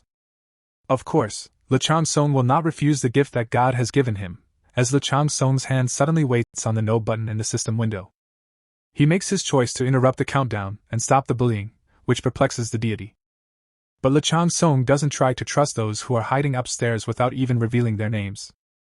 Not thinking long, before he didn't know his name was unknown, he decides to reveal his name. It's Mephistopheles, the demon stalking the abyss. To his disappointment, Le Changsun doesn't know this deity. He was only attracted by the word demon in the sacred name. However, Mephistopheles is a deity who is superior in status to Tiamat and is one of the most terrifying creatures who prefers solitude. This deity is eager to know the reason why Le Changsun is making this decision, but the constellation blessed with hunting season, in turn, demands that demon stop pressuring Le Changsun, who is his property. This clash between PG and Mephistopheles could play a significant role in Le Changsun's favor, as it suddenly becomes known that the dungeon is about to close. The countdown is on. But there is still his familiar girl who has found his protection and patronage. However, the captivity rune that Le Changsun had placed on the girl's arm played in the right direction and attracted the target's attention. The girl is trying her best to get to Le Changsun to find out how she can reach him. Meanwhile, Le Changsun stands in front of the dungeon and throws her a knife as a farewell. Not thinking long, the girl easily catches it, but that's not all. She can get rid of the seal completely if she arrives at the address on the hilt of this knife, because Le Changsun doesn't have that kind of power and competence. And it's time to say goodbye. Leaving the girl behind, Le Changsun leaves the dungeon without her, and the dungeon closes its doors. All players have accomplished their mission. A flash of light and voices all around bring the girl to her senses. Now she is not in a dungeon, but in the city on the street, with reporters' cameras pointed at her. Among her kind, she's fine, and the dungeon she was in has been cleaned up with just one person's help. Suddenly, among the crowd, the girl sees her own mom and dad running towards her. Yes, she survived, and now she can hug them. One of the few who made it out of the dungeon, but then what happened to Ajasi? Where is he now? Probably among the crowd. The student tries to find him among the crowd of people looking for him among the rescued, but to her regret, among the vast number of faces, she does not see him. That familiar face, who has done so much for her, their meeting from the exit to the dungeon was their last, and all that was left of him was a knife with his address stamped on the handle. Meanwhile, Li Changzong, sitting on the bridge, is finally calm, and he's back home. He doesn't even care that Mephistopheles keeps waiting for an answer from him, while the serpent that coils around the world teases him even so. Li Chang doesn't live up to his expectations. Watching the night sky is much more enjoyable. At last, he's finally home. He's back where he belongs. However, the deity of hunting time isn't happy with Li Changzong interacting with other deities, but this fact is very amusing to the serpent deity, who coils around the world. The great devil, who chases the abyss, ignoring hostility, waits for Li Changzong's response while he strolls through the city, and the deity of hunting time is, in turn, trying to win Li Chang over to his side, whereas the great devil, who chases the abyss, will continue to wait for Li Changzong to respond. It's because Li Changzong has succeeded in his training that many divine entities are now interested in him. Now Li Changzong has to make a choice in favor of one divine being who will stay with him until the end. First, to offer the role of the first era is the divine being of hunting time. If Li Changzong chooses her, in turn, the snake deity wrapped around the world gives him the role of wise enlightened one, as Li Chang is cunning and power-hungry. The great devil, who chases the abyss, while continuing to wait for an answer, promises Li Changzong the role of the last watcher. But after careful consideration, Li Changzong thinks that the most useful for him would be Pwag, Jormungand, and Mephistopheles because the other deities are not comparable to these three and are quite useless. Although after some reflection, Li Chang comes to one thought: there is another deity playing a significant role, and just as the divine being owl-piercing Twilight showed interest in Li Changzong's personality, yes, and that deity is Manhwa, the one who truly possesses the seal that Mesto supposedly possessed. Manhwa is a god who constantly stands on the side of justice, showing interest in Li Changzong. It was most likely when Li Changzong overcame the temptation of the seal to save the remaining players by balancing the scales. Meanwhile, The 9 gods are waiting for Li Changsong's answer. Choosing a patron god is necessary to be on par with players of that level, but for all the thinking, Li Chang doesn't have time to make his choice because time is up, and currently, Li Chang doesn't have a deity to protect him. For this, Li Changzong gets a new achievement called the charming man who refused all of the gods' offers. This fact angers the divine entities who had previously shown interest in him, and Li Chang in no way expects it to be more difficult than in Danan. At this time, a certain association, WPCF, which stands for World Council of Players for Freedom, starts searching for Li Chang's son. This association was created to man the dungeons and gates that have appeared and altered the Earth's ecosystem. It is under the security of the United Nations, and here in this association with transnational status and investigative powers, they can't understand what's going on at all. Why can't they figure out this baffling dungeon breach situation? Most likely, it's all a media stunt that has repeatedly screwed them over, and this time is no exception. At the end of the day, how tired they are of it all. The employee responsible on the spot, because it's been 5 whole days, and in that time, she managed to evacuate residents and create a line of defense, finished preparing other countries in case of emergency. And what did she come to? What did she get in return? Looking at an article that talks about the man in the veil, how could such information even get out to the press? She lit her cigarette in annoyance, but getting reprimanded about it makes her even angrier, really losing her temper. After all, she had repeatedly given the task of blocking all outside contacts, knowing full well that it was not easy to do so. But luckily, no one in the press paid attention to L, so who would believe that a rookie closed the dungeon alone and disappeared? He looks like a civilian. Maybe he's a demon, so we need to find him before the clans do, even though they didn't pick him up on all the security cameras. Then, out of the blue, they say they found him, and if that's true, then where is he now? How strange it was to hear back that the newcomer they'd been chasing for so long was at home. Still continuing to disbelieve what they hear, they try to realize what is real, and at the same time, Li Changzong crosses the threshold of his house and is greeted by a dog. There's food cooking on the stove as if it's been waiting for him, and he hasn't disappeared anywhere. The woman is still standing at the stove, wondering if Li Changzong is hungry. There's nothing like the smell of kimchi jjigae soup, and Li Changzong continues to stand at the entrance of the house and inhale that fragrance, ignoring the remarks on his appearance. This soup flavor is great, considering Li Chang hated it before. At this time, the dog that greeted him happily tries to get Li Chang's attention. Kakuna is the dog's name, and out of joy, he continues to lick Li Chang's face while greeting him. The woman interrupts their meeting to invite them to the table because the soup is ready. But before sitting down at the table, Li Changsong needs to clean himself up and take a bath. After all these years, Li Changsong is finally home. The table is set and waiting for the whole household to gather around it, but despite the abundance of food and the gathered company at the table, for some reason, everyone is silent. Rather, this is the reason why Li Changsong previously avoided sticking to it, and the scene of a man and a woman saying goodbye begins to flash before my eyes. They are about to leave the house. Actually, Li Chang doesn't come from a simple family. His father has his own big hospital, and his mother's family consists of lawyers or diplomats. Li Chang's older brother went into the medical field like their father, and his younger sister succeeded in the music field. Therefore, she often stayed late at work as she gave many concerts. Meanwhile, Li Changsong has always been obsessed with games and striving to win, so it's not surprising that the relatives aren't thrilled with his absence. That's the main reason why Li Changsong doesn't feel anything in his ancestral home. But his silence, associated with such long thoughts and memories, is interrupted by a voice. The question that was asked brings Li Chang out of the stupor he's in while eating soup. After all, he was asked a perfectly fair question to which he wants a coherent answer. After all, Li Chang doesn't realize that when the Jamsil gate opened, and Li Chang disappeared, his mother fainted because of him. His older brother called all the hospitals in Seoul to find Li Changsong, and his younger sister didn't go abroad because she was searching for him. And now, Li Chang is coming home and eating his mother's food as if nothing has happened. This is the kind of reception Li Changsong expected when he returned home, and his father keeps telling him off for not being fair to his relatives. In case this situation happens again, he better not come back. It's likely that Li Chang's behavior is because he's ashamed of what happened, but not wanting to hear any more of Li Chang's excuses, his father abruptly storms off to work. He doesn't want to be in that situation anymore, so he doesn't say anything unnecessary. Li Changsong still continues to remain silent, and walks him to the door. My father is probably saying all this because he's very angry, and at times like this, he's not in control. Knowing his father, Li Changsong has no choice but to agree with his mother. At that moment, Li Changsong really starts to look at his mother. How had he never noticed she had so many wrinkles before?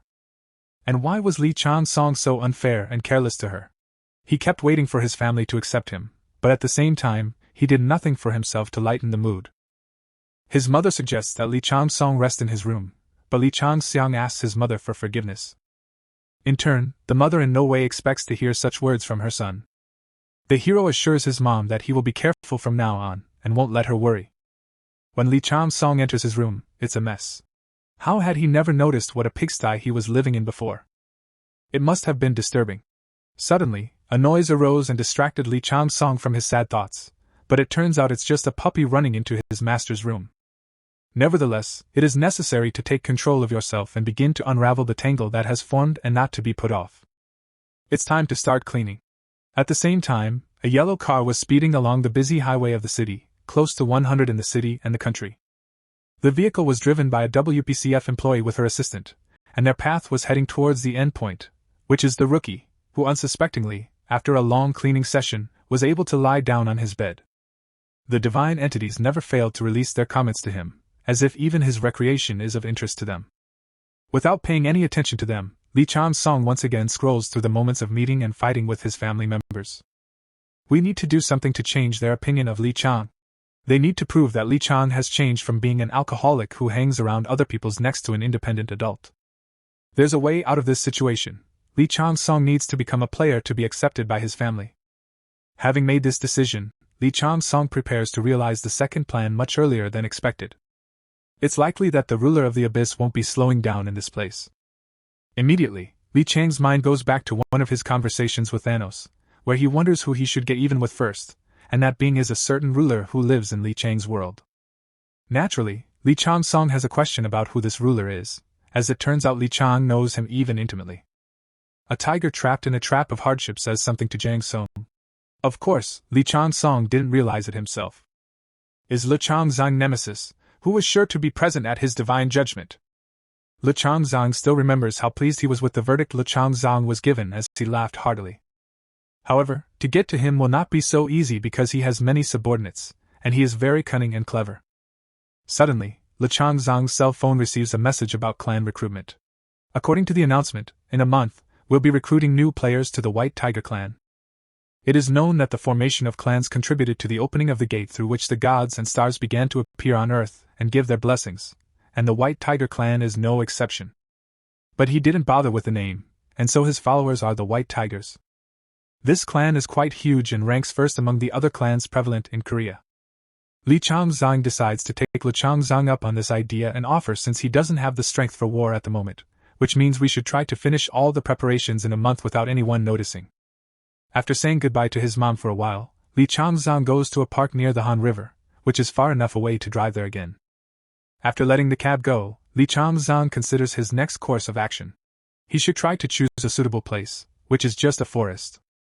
Without a second thought, Li Changzong starts his journey into the thick of the forest. By all means, he should do a good job of making sure no one and nothing distracts him while he's doing it. But there's something wrong with his stomach, so he has to take a bathroom break. It's because Li Changzong ate too much kimchi at lunch due to a bout of hunger, and is now feeling uncomfortable. To remedy the situation, Li Changzong tries to use the skills he used in the dungeon, but to his disappointment, he can't succeed, even though he tries. So Li Changzong resorts to the old way, but his body will be shocked, as Li Changzong hasn't used the toilet for quite a long time. It's even likely that this process is causing him some difficulty. Having successfully accomplished the task, Li Changzong decides to continue, but he needs to get as far away from prying eyes as possible, even if he has to hide in the mountains where no one will interfere. After finally reaching the right place, Li Changzong decides to settle here. To begin with, he needs to let some of his blood flow with a dagger. The resulting blood splashes onto tree trunks, drawing runes. This means that Li Changzong will activate the stealth rune to form a protective shield. Li Changzong is now protected from the outside world by an invisible barrier.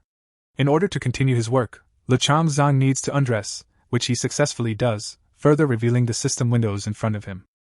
Li Changzong looks at their contents to select an inventory from the selection presented. There is a bone spear made from the ribs of a Bengal iX, a small shield made from the skull of a fire salamander, the poisonous fang of the blood mamba, the clenched claw of the Bengal tiger, and the ice-cold beak of the ice kite.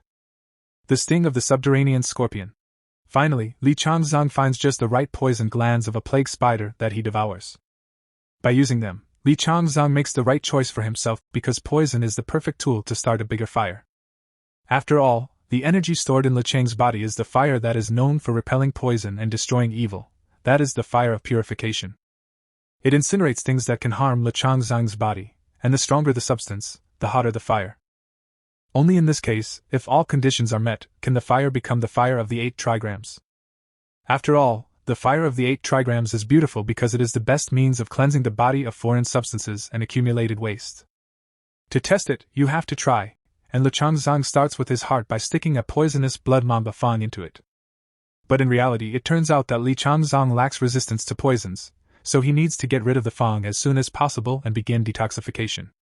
However, Li Changzong fully absorbs the venom and acquires the snake venom gene while still in critical condition, and the hero, ignoring this, continues to affect the liver and intestines by choosing the clenched claws of a Bengal tiger. This performance stirred up the divine entities who had previously shown interest in Li Changzong. Meanwhile, he continues to stab his spleen with the sting of the subterranean scorpion. This time, he is on the verge of passing away, and it seems to be the end. But Li Changzong absorbs the poison glands of the plague spider that penetrate the lungs to reveal the hidden part. Now all 5 organs where the poison has entered are completely filled with it, and the conflict between the different poisons begins. Due to the conflict of poisons affecting his body, Li Changzong's poisoning begins to intensify. But unfortunately, as much as Li Changzong would like to, resistance to poisons is ineffective. He fails in his experiment. If Li Changzong doesn't take action and detoxify, he's going to die. But for now, his body is paralyzed by the resulting effects of the poisons, and Li Changzong continues to wait, while the fire inside him is still dormant. Finally, his body begins to spew a fountain of fire, fire! The fire within Li Changzong begins to awaken, coming out of his passive state. Now, he's not just throwing out streams of fire, he's going on a rampage.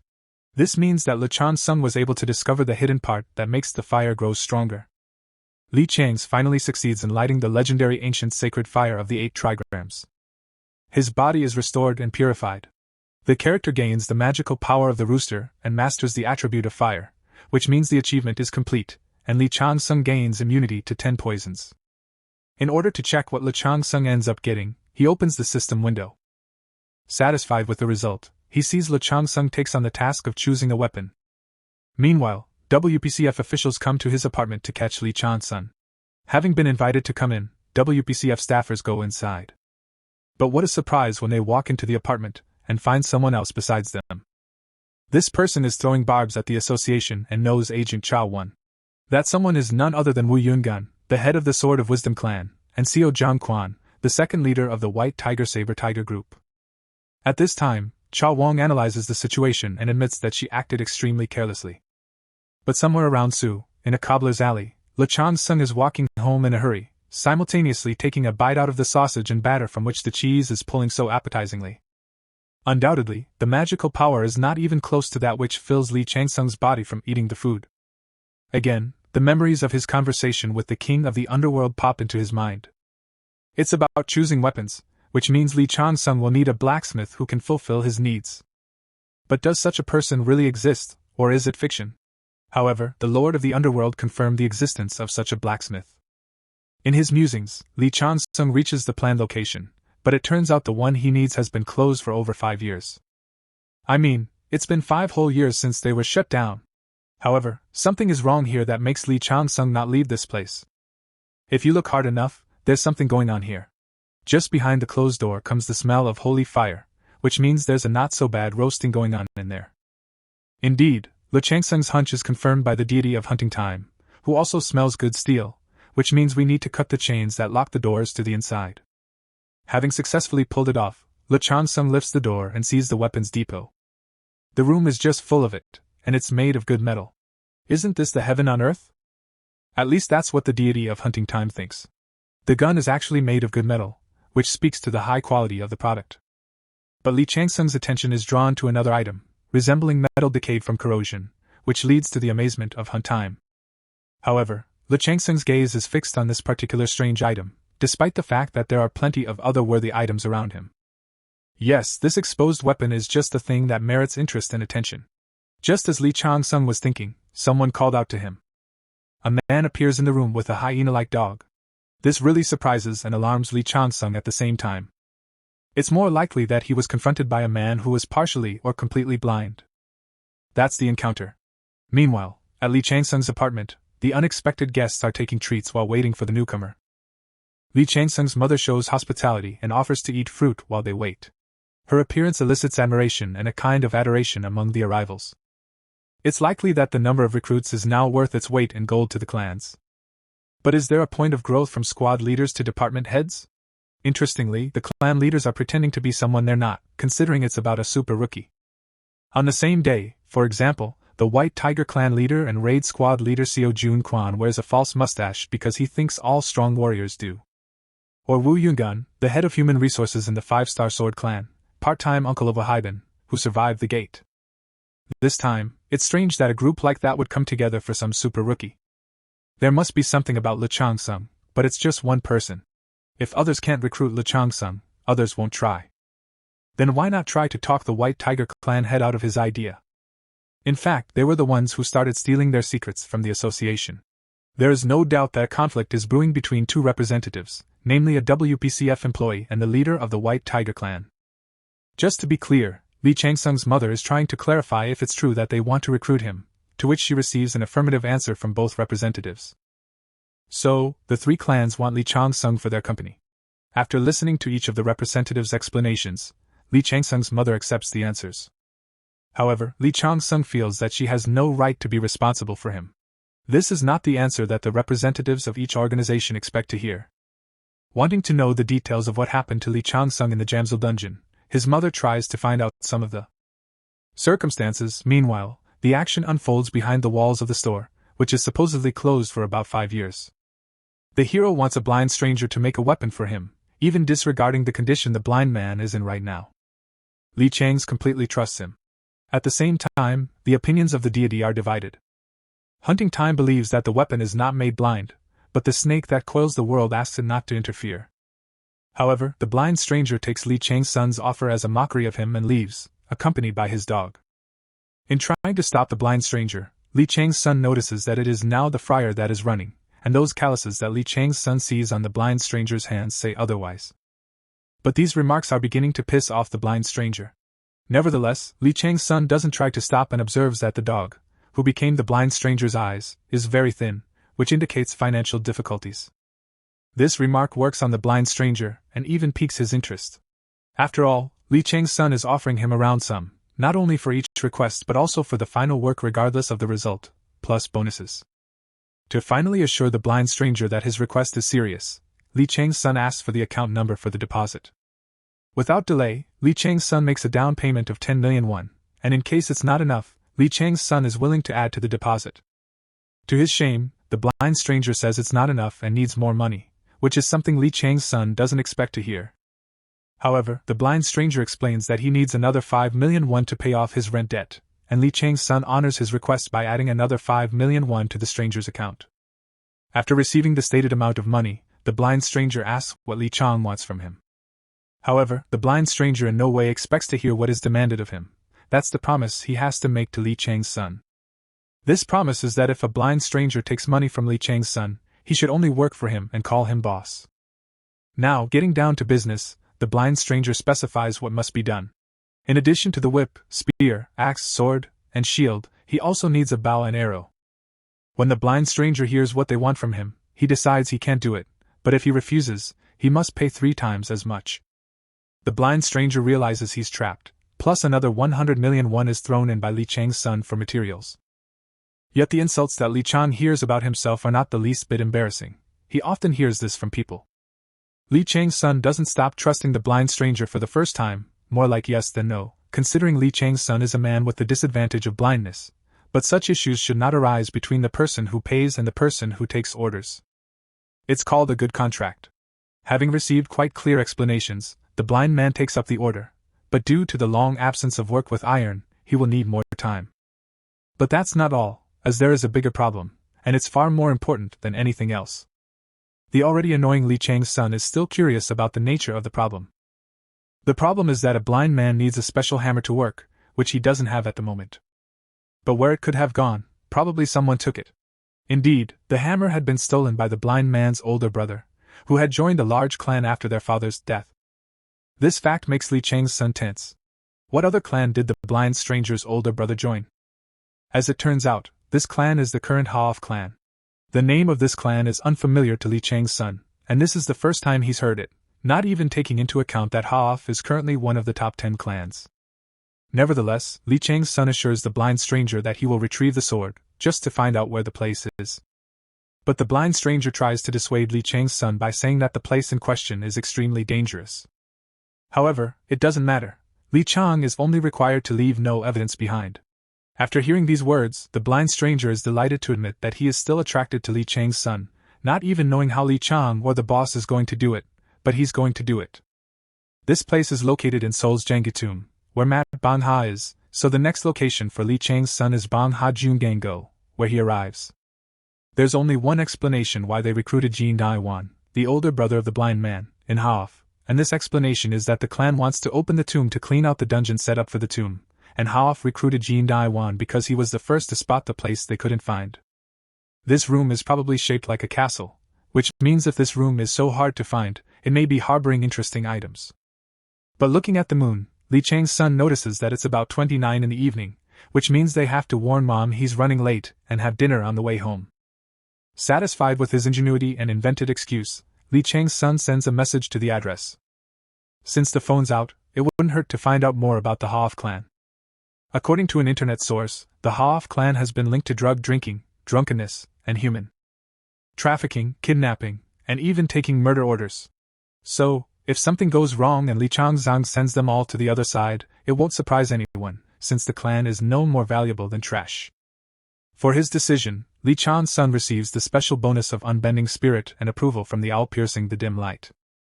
However, since the divine essences are granting him a bonus, it had better be recognizing eyes or goddess blade and dagger, anticipating an interesting battle with the Haof clan. Li Chang starts by hiding his identity. For this purpose, Li Chang uses Ha's laughing mask as an obstacle from recognition. Wearing a laughing Ha mask, Li Chang's son pulls out daggers made of ice kite feathers. Though he doesn't aim to quickly massacre the clan, gathering the daggers from the ice kite feathers into a pile, he sends them off toward the cluster of people at the entrance to the cave. Naturally, no one expects them to be assassinated, especially with daggers. Therefore, the first dagger strikes the first member of the clan, and the next dagger hits the other man's head exactly on target. And so, one by one, the remaining members of the clan guarding the entrance to the cave fall under the effect of the daggers. Now they're immobilized, and Li Chang's son can finish them off without a problem, and in this, he will be assisted by his eternal companion in attorney matters, the dagger. Without a second thought, he chops up the ice sculptures, sending the prisoners to the other side of the world. Satisfied with his result, Li Chang's emerges victorious. However, Li Chang's thinks that it's not enough for trash like them, and thus they need to suffer more. Armed with a dagger, Li Changzang bleeds from his hand, and by activating the poisonous blood skill, Li Chang's touches his enemy in ice imprisonment with his hand. Finally, the poison that Li Changsung's body produces reaches the victim along with the ice kite feather daggers, intensifying the effect that achieves unbearable torment in those people who were touched by Li Changzang. Skillfully using the additional skill he had obtained, and you have to keep in mind that it's not just poison but ice poison that is enhanced with poison blood, which means that its effects are much stronger, leaving his enemies to go to the other side in agony. Li Chang's son clears the path to the cave, and the two deities are happy with what is happening. Finally, Li Changsung reaches the entrance to the dungeon and opens the gate. The first room Li Changsung enters is called Besla Grave. While in pitch darkness, Li Chang's discovers that his laughing Ha mask has a see-through function. That's the answer to why Uzi decided to lend it to Li Chang's. The answer to why the Frere is in front of the boss's room is so he can check the keys. Li Chang needs to keep that in mind. He announces the start of the mission: loot the tomb by defeating the guards and stealing all the treasures in the room where the tomb master rests. But Li Chang soon senses that someone is following him, thus confusing the deity of hunting time. Confident, Li Chang's returns to ignore deity Hunt's remark, but the stalker is still unwilling to show himself to Li Changzang. In that case, Li Changzang has no choice but to report him to the administrator at the first opportunity. However, this warning did not last long. From behind the turn shows the same rabbit that descended to the mission participants in the dungeon. It's time for Li Chang's to meet Harold, the dungeon administrator. Hunt Time is at a loss as to what Harold wants here, but the rabbit parries and admits that everyone already knows he's here, and this is true even if Hunt Time exhibits exasperation toward him. However, the Herald's meaningless conversation is interrupted by Li Ch's impatience. He guesses that the real reason the Herald is after Li Chang's is the report the rabbit is supposed to write. This statement catches the Herald by surprise, and he does not expect to hear that Li Chang's knows anything about the report. But Li Chang still wonders why the report is needed since the training has long since ended. However, the Herald explains that the report is needed to provide the gods with all the little things they want to know to give an estimate of how the newcomer knows it, and that should be reflected in the report. Because Li Changsun knows more than the ranchers, the Herald Rabbit begins typing for his report, while Li Chang's continues to wait for what the report will say. More specifically, Li Changsun is the one everyone is talking about, and he's too good and quite attentive to detail. Having already written half of the report on Li Changsun, the Herald suddenly wonders what happens if another administrator has writing privileges. Then what's left for the Rabbit Herald to do? The Rabbit hopes no one notices, and then the Herald comes up with a great idea because he can give the rights to the record to Li Chang's, to which the Herald gets an affirmative answer from Li Chang's. This pleases him immensely. However, not everything is so simple. If Li Chang's gets the recording rights from the Herald, then the latter in turn must do Li Changsun a favor. Thinking he'll get rid of Li Chang's quickly, the Rabbit parries the fact that he's only competent in security concerns, and with no answer from Li Changsun, the Herald begins to feel like he's getting into something. But Li Changsun assures the Herald that the favor won't be a big deal, and he voices it before he leaves the dungeon. However, the Herald once again says that the favor will not be done if it is beyond his power, but that doesn't bother Li Changsun one bit. Since that's the case, it's a done deal. Thus, Li Sang and the administrator Herald make a pact called the Mana PCT. Crazy Li Changsun even knows about Mana's contract, so in front of the Herald, he is not a rookie. If nothing else, he is a veteran. Leaving the Herald alone with his thoughts, Li Changsun continues on his chosen path. The concluded treaty makes the snake of the world enthralled, for at last, there's one who is much more cunning than the deity himself. Meanwhile, someone's been trying to find the key for some time now, but like his previous attempts, this one fails. Turning to Li J.S., the head of Hoff's raid division, this person wonders how long it will take him to do his job, otherwise, they will be punished again, and this one may be sacrificed. So, we need to take measures. So, Jin Dai Wan's intervention is required. Who, begging for mercy, is brought by force to the designated place. Yes, this time, like the previous times, Jin Dai Wan fails in his endeavors, and this is the same Jin Dai Wan who stole the hammer from his brother Oaji. This is the same man who is now begging for mercy, begging for more blood to finally make it all work, but instead takes a leg kick that lands right in the face. Apparently, this is not the first time Jin Dai Wan has been hit, and it makes him feel a sense of fear and adoration. Indeed, Jin Dai Wan was given everything he asked for by the people of the sacred fire offerings, but he was unable to fulfill what he was entrusted with. So why should Jin Dai Wan be kept alive if someone's life hangs in the balance, even considering the sacred fire was used otherwise? But is the fact that the sacred fire is being used in a new brazier something that should worry a certain someone? Realizing where this is going, Jin Dai Wan tries to tilt the situation in his favor by asking for another chance in blood, and blood is just what he needs to open the lock. After all, Jin Dai Wan had already opened 2 of the 3 stages of the castle, but the lack of blood deprived him of his power. This argument gives him another chance, but if Jin Dai Wan screws up again, it's not just him, his whole family will suffer. This someone, who can't stand the wait, wonders why there are no materials he needs yet, but then he is distracted by an alert that pops up in the system window. According to the data, another new player, Li Changsun, appears among the leading participants in the dungeon rankings. Meanwhile, the Rabbit Herald continues to type up its report on Li Chang, praising him. Its content is such that Li Chang is the very unique player that a large number of gods are interested in, including hunting time. In addition, Li Changsun's actions are fast enough that even the Herald can hardly keep up with him. After all, in less than 30 minutes, Li Changsun was able to strip each of the 2 sections while cutting the metal ball in half and also hitting arrows that move from all directions. It suggests that Li Changsun knows the location of all the traps. It is most likely that Li Changsun would be able to clear the CR 921 dungeon, considering that no one had managed to do so for 4 years, and the Herald knows this as well as anyone since he has been an administrator for a long time. Also, Li Changsun is talented, with developed senses and features, and the Herald is already in anticipation of the battle that will erupt for Li Changsun between the gods and the constellations.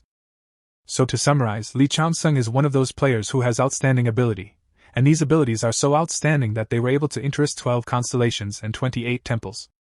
Meanwhile, Li Chang removes another obstacle in front of him, blowing the stone wall to ashes. There's no doubt that Li Chang reminds the Hurl of someone, and noting this in his report, the Hurl thinks it will make a certain pair of gods tense up.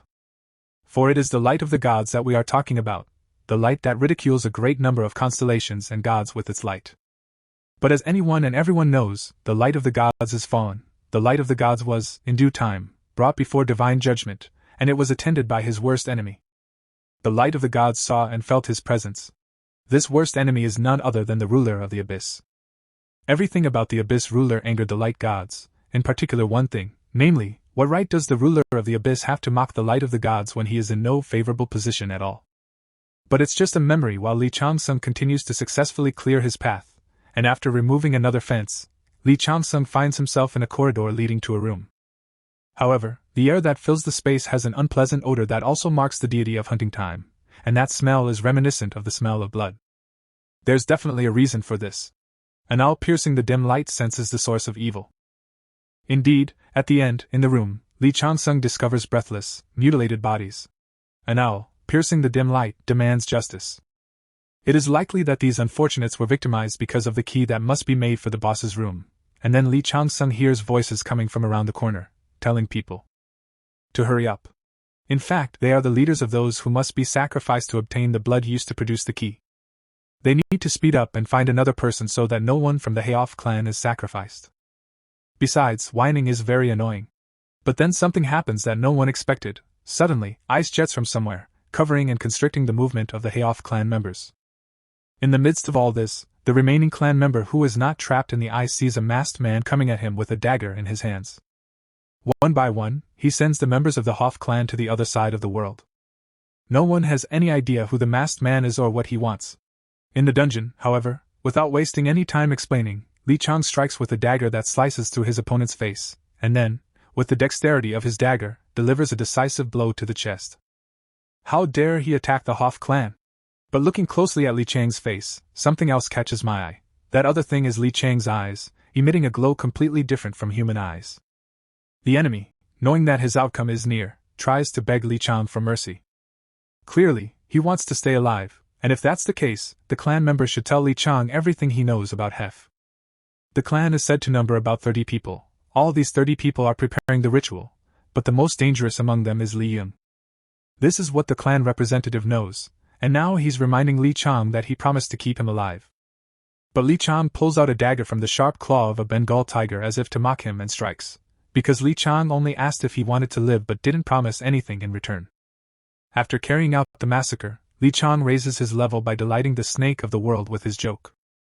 In turn, the great demon chasing the abyss is also happy with what happened, and Li Chang starts the activation of the soul sucker. The soul from the defeated enemy leaves his body to go to a new owner. What's happening in front of the captives, who are terrified of what they're seeing? The hero is on the podium. He has successfully completed retribution, and Li Chang sees that he's making an impression on other people. The transition of Li Chang's soul into Li Chang's body is something no one expects to see, and Li Chang decides to leave the scene of the clash, leaving the captured people behind. Li Chang's movement, with the pink plume, and what those around him see leads them to be very impressed. They can't get a clear picture of Li Chang. It's more likely that what they're looking at is not a man but a ghost in human form. In the meantime, Li Chang himself is being hunted, and those who need to find him know that Li Chang is a famous pro player.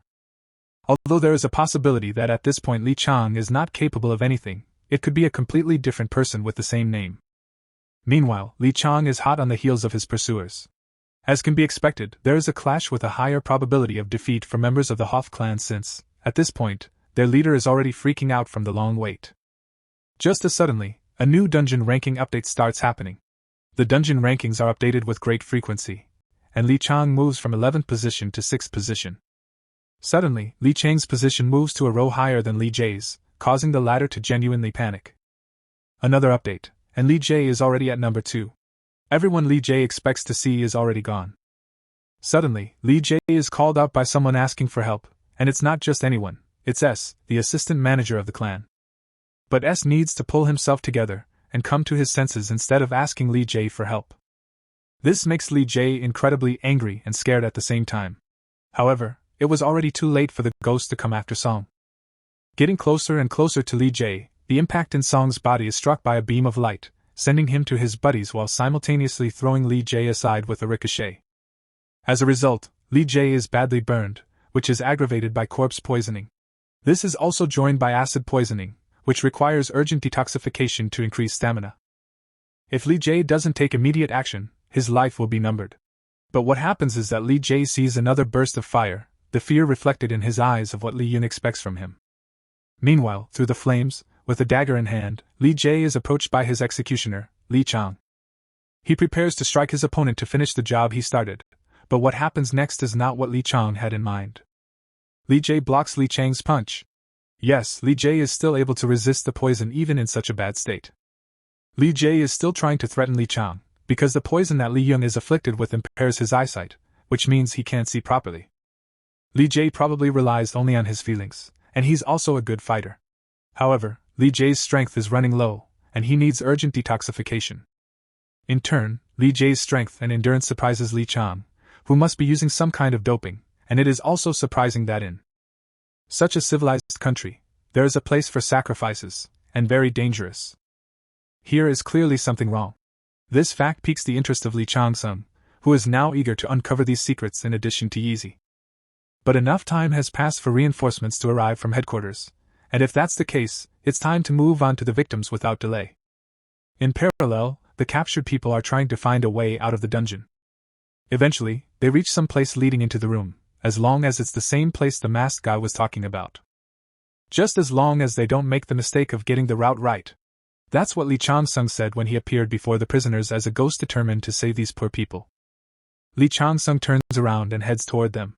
He advises them to hide behind an open door in the alley and not to open it under any circumstances. This will be their hiding place, from which, under no circumstances, can they get out if, of course, the prisoners want to stay alive. These were words of encouragement to the captives, and confident that everything had been explained quite clearly, Li Changsun hopes the victims will do well. In the meantime, it's time to use extra points on strength and agility, improving their performance while on the case. Li Chang's notices that Li Jisuan is looking for an antidote, and doesn't hesitate to provide it. In turn, Li Jisuan enjoys this generosity from Li Changsun, but in reality, it turns out the antidote bottle is completely empty. Is Li Jisuan stupid enough to fall for Li Changsun's trick? This kind of bullying from Li Changsun pisses Li Jisuan off, and Li Changsun strikes another blow to Li Jisuan, the punch reaching its target and damaging Li Jisuan. However, the confrontation continues. Li Changsun makes an outburst towards his opponent. This time, he throws a punch that turns the tide of the confrontation. This brings a sense of pleasure to the deity of hunting time, and the snake deity of the world praises Li Changsun for his cunning and playfulness. Li Changsun, continuing to parry with his dagger, proves his ordinary dagger technique to the highest level. Yes, Li Changsun is very good at wielding his weapon in unity with it, which means the next strike will be decisive for the enemy's weapon as well. With an effort, Li Changsun shreds the weapon of Li Jiang, who thinks it's impossible. But without wasting any time, Li Changsun switches to his opponent, and with the deftness of his dagger, he is spearing Li Jiang. The last seconds of Li Jisuan's life are coming. His existence in this world is numbered. This time, like all the previous times, Li Changsun comes out the winner. It's very strange to hear Li Jiang ask Li Changsun about his targeting of Li Changsun, but it's only logical that sooner or later there will be retribution. Li Changsun begins to activate the soul-sucking process, thereby activating the flames of purgatory and increasing his stamina by 6%. And all-piercing the dim light marvels at how righteous Li Changsun is, which makes her laugh. For this, Li Changsun receives from her the gift of inner calm, making him unshakable in the face of chaos and proud of his courage and wisdom. But even with all these compliments, it's hard for Li Changsun to imagine himself as an apostle. It's ridiculous that Li Changsun would ever be characterized by his indomitable spirit and inner calm. Li Changsun is usually associated with hard-heartedness and viciousness. After all, it's not for nothing that he was nicknamed the god of evil in his past life. Even for all his virtues, no one takes into account that the god of war is pretty sloppy. Meanwhile, the deity of hunting time is doing its best to overwhelm the gifts of the owl piercing the dim light. A system upgrade is underway. Finally, Li Changsun starts to approach the boss's room, but to open it requires a hidden key. Li Changsun takes a bone spear carved from the rib of a Bengal IX, but Li Changsun takes the spear for the sole purpose of throwing it to the side, just where the recruited man who stole the hammer from his brother is hiding. The bone spear carved from the rib of a Bengal IX successfully achieves its goal of striking the thief, naturally, given that the thief is scurrying around like a rat and carrying a hammer. What's interesting is that a hammer made of meteorite obeys no one but its owner. But Lee Chang-sung is interested in the material used to make the unknown hammer. But first, Lee Chang-sung must try to open the boss door that the Hoff clan has been unable to open for years. Of course, if Lee Chang-sung had Yeezy by his side, it would make the job easier, but he has to use a simpler method. Lee Chang-sung doesn't hesitate to turn to the rabbit herald who follows him around. This call takes the herald administrator by surprise. He absolutely doesn't understand the purpose of Lee Chang-sung calling him at a time like this. But it's time to fulfill the terms of the contract, and the favor the herald must perform is to open the door. However, the herald begins to twist to avoid the fulfillment of the contract, justifying it by the fact that the administrator does not interfere in the affairs of the dungeon. But it's not really what the rabbit came up with to get out of it, and Lee Chang-sung knows that the herald can make exceptions to any rule. The rabbit doesn't get away. Lee Chang-sung once again reminds us that the report has a positive effect, and the herald, assessing all the risks, proceeds to fulfill his part of the agreement for which the deities mock the rabbit's situation. It worked. The receptionist opens the stone door leading to the boss's room. Le Chan has finally succeeded in opening the door that the Hoff clan members couldn't open for a long time. However, from the word of the herald administrator, he should hurry up. These words made Le Chang-sung stiffen and think. Still, he didn't linger and followed inside, leaving the rabbit herald behind. However, this fact apparently amused the herald administrator a great deal. In the meantime, Lee Chang-sung gets into the boss's room, where he's been striving so hard to get to, but what he sees in front of him is probably not what he expects. Staring at him is a multi-eyed disembodied creature emitting a pink glow. In particular, you have to give credit to the eye that watches the guest so intently, and this is not for nothing because the eye has a hypnotizing effect, and the one who looks into it will be under the influence of a curse. In addition, the boss is trying not only to subdue his mind but also his body, and to avoid this, you need to break the gold box on the altar. But one must try to avoid hypnosis to prevent giving the body to the dungeon master. At this time, the dungeon master accuses Li Chang of disturbing his peace and insists that he must give up his flesh to do so. Outside the door of the room, the herald is bursting out laughing. Of course, he knows what's going on in there. He had no idea that completing the mission in the boss room would be so easy. You just need to protect your mind from the influence of the dead dungeon master, as there is nothing but your thoughts. However, if you remember what the herald has seen before, the boss is not so simple.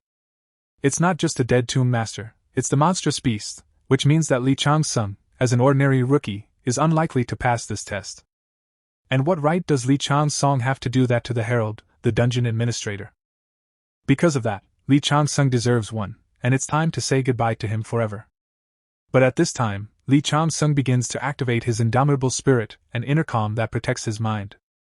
That's exactly what the herald bunny, who decided he'll never see Lee Chang-sung again. To his surprise, the dungeon ranking is updated, showing the final result, and in it, Lee Chang-sung is in the lead. But that can't be possible at all. It's impossible. At least, the herald rabbit was quite sure of it. And so, according to the results, awards will be given, and now begins the countdown to close the dungeon. Yes, it turns out it's all true, and the herald rabbit is not wrong now or then. Of course, it was the keeper of the runes, just as the herald had assumed, and it was true. Meanwhile, Lee Chang-sung is standing on the pedestal holding a key, but the countdown ends, and the mission comes to a close. The dungeon begins to close, and thanks to all participants for a job well done. At this time, somewhere else in another part of the city and under different circumstances, specifically in Cobbler's Alley in Sudan, someone is handing someone something, and that someone is the blind blacksmith who gets his hands on a hammer from Lee Chang-sung. It is Lee Chang-sung who is the new boss of this hammer. But if the hammer is in the blacksmith's hands, then we must get to work. However, the job may take more than a month to complete, as the blacksmith hasn't held a hammer in his hands for a long time. Plus, the roast needs to be taken care of, but such a deadline does not suit Lee Chang-sung at all, and he reduces the required time to a week. However, this is very disturbing to the blacksmith as the work is very large. Just one whip takes more than 2 weeks to complete. Well, in that case, Lee Chang-sung is willing to pay 3 times as much if the blacksmith makes the whip and spear in a month. If there's no objection, then it's an agreement. But Lee Chang-sung's attention is drawn to a rusty sword. If it's for sale, then Lee Chang-sung might buy it. However, the blacksmith is strongly against it, as this item has been passed down in his family from generation to generation and has no price. But then the blacksmith's account drops 100 million won, probably enough for a sword that is used as a poker. Yet there's probably something wrong with Lee Chang-sung, that's on the blacksmith's mind, to which he receives an affirmative confirmation from his four-legged friend. Yes, Smith and dog understand and complement each other perfectly. But it's business as usual, and it's time to get to work. Let there be heat in the fryer, as work will be boiling here. There is no need to go back to the past, and even though the blacksmith doesn't quite know what's going on, he needs to do a good job for Lee Chang-sung. Meanwhile, leaving the blacksmith, Lee Chang-sung is tasked with finding Oyezi, who disappeared after completing the divine goat artifact. So, Oyezi is a man, not a god, like Lee Chang-sung thinks. Yes, his words are confirmed by Thanos. Oyezi is a man of rather advanced age, and if that's the case and the facts are in, then what should Lee Chang-sung do? Thanos explains that Oyezi is a man's name passed on to his successors? Capricorn didn't know that, and after receiving the artifact, killed him. The reason why the Ozi family is weakened is because of Lee Chang-sung. Because of him, the family lost its many secret skills. The same goes for whoever bears the legacy of the Oyi family. He's the one who creates the most valuable weapon in the world, and Lee Chang-sung will be responsible for the prosperity of the Oyezi family. But what will Lee Chang-sung have of Pedro's key that he got in the dungeon? And assuming that BA's tomb is a dungeon, in that case, why exactly is Pedro's key a great treasure? These musings should be left for later. I must hurry home since Lee Chang-su's mom is probably worried. Somewhere in another part of town, someone is looking for the guy who closed the dungeon. After receiving a negative answer from his subordinates, he starts to lose his temper. It's someone named Go Sunwon, the head of Hoff's raid division, who found out that Pedro's key was stolen. If the White Tiger clan, as the real owners of the gate of Banga Mountain, finds out about it, it will be the end of everyone. After all, Hoff had made a secret agreement with the White Tiger clan to make human sacrifices to obtain Pedro's key, which means we need to saddle up the iron horses and head straight for Mount Banga. It's mind-boggling because not only is the dungeon locked, but the key was stolen. If the White Tiger clan finds out about it, everyone's heads will be flying, including Go Sunwon's. But if Seo Jungkwon finds out about this, then Go Sunwon's family will also be affected, so we have to find the thief first. Meanwhile, Seo Jungkwon is at Lee Chang-sung's apartment, and receives some news from his man. Seo Jungkwon is furious at the news, making him mad. If nothing else, the news had a dynamite effect on him. He can no longer hold his temper. The anger of a raging tiger begins to come out of him, and it's in front of Lee Chang-sung's mom. However, a representative of the association sees this action and starts calling Seo Jungkwon. It's not an acceptable expression of emotion in front of not just a woman, but Lee Chang-sung's mom as well. So does the other clan member, who is shocked at what Seo Jungkwon is doing. The benefit of these shouts and the woman's frightened face begins to bring Seo Jungkwon to his senses. He pulls himself together and begins to dispel the spirit of the tiger that was caused by his sudden anger. Seo Jungkwon doesn't have the right to do that, especially in front of ordinary people, Lee Chang-sung's mom. Seo Jungkwon couldn't have been thinking of Lee Chang-sung's mom at that moment. After all, she is witnessing this emotional explosion of someone who came to her house with the purpose of recruiting her son, and she doesn't like it very much, to say the least. It's starting to piss her off. Seo Jungkwon is in a hurry to leave the house where Lee Chang-sung is supposed to return, but the representative of the association, seeing the condition of the woman, is interested in her condition.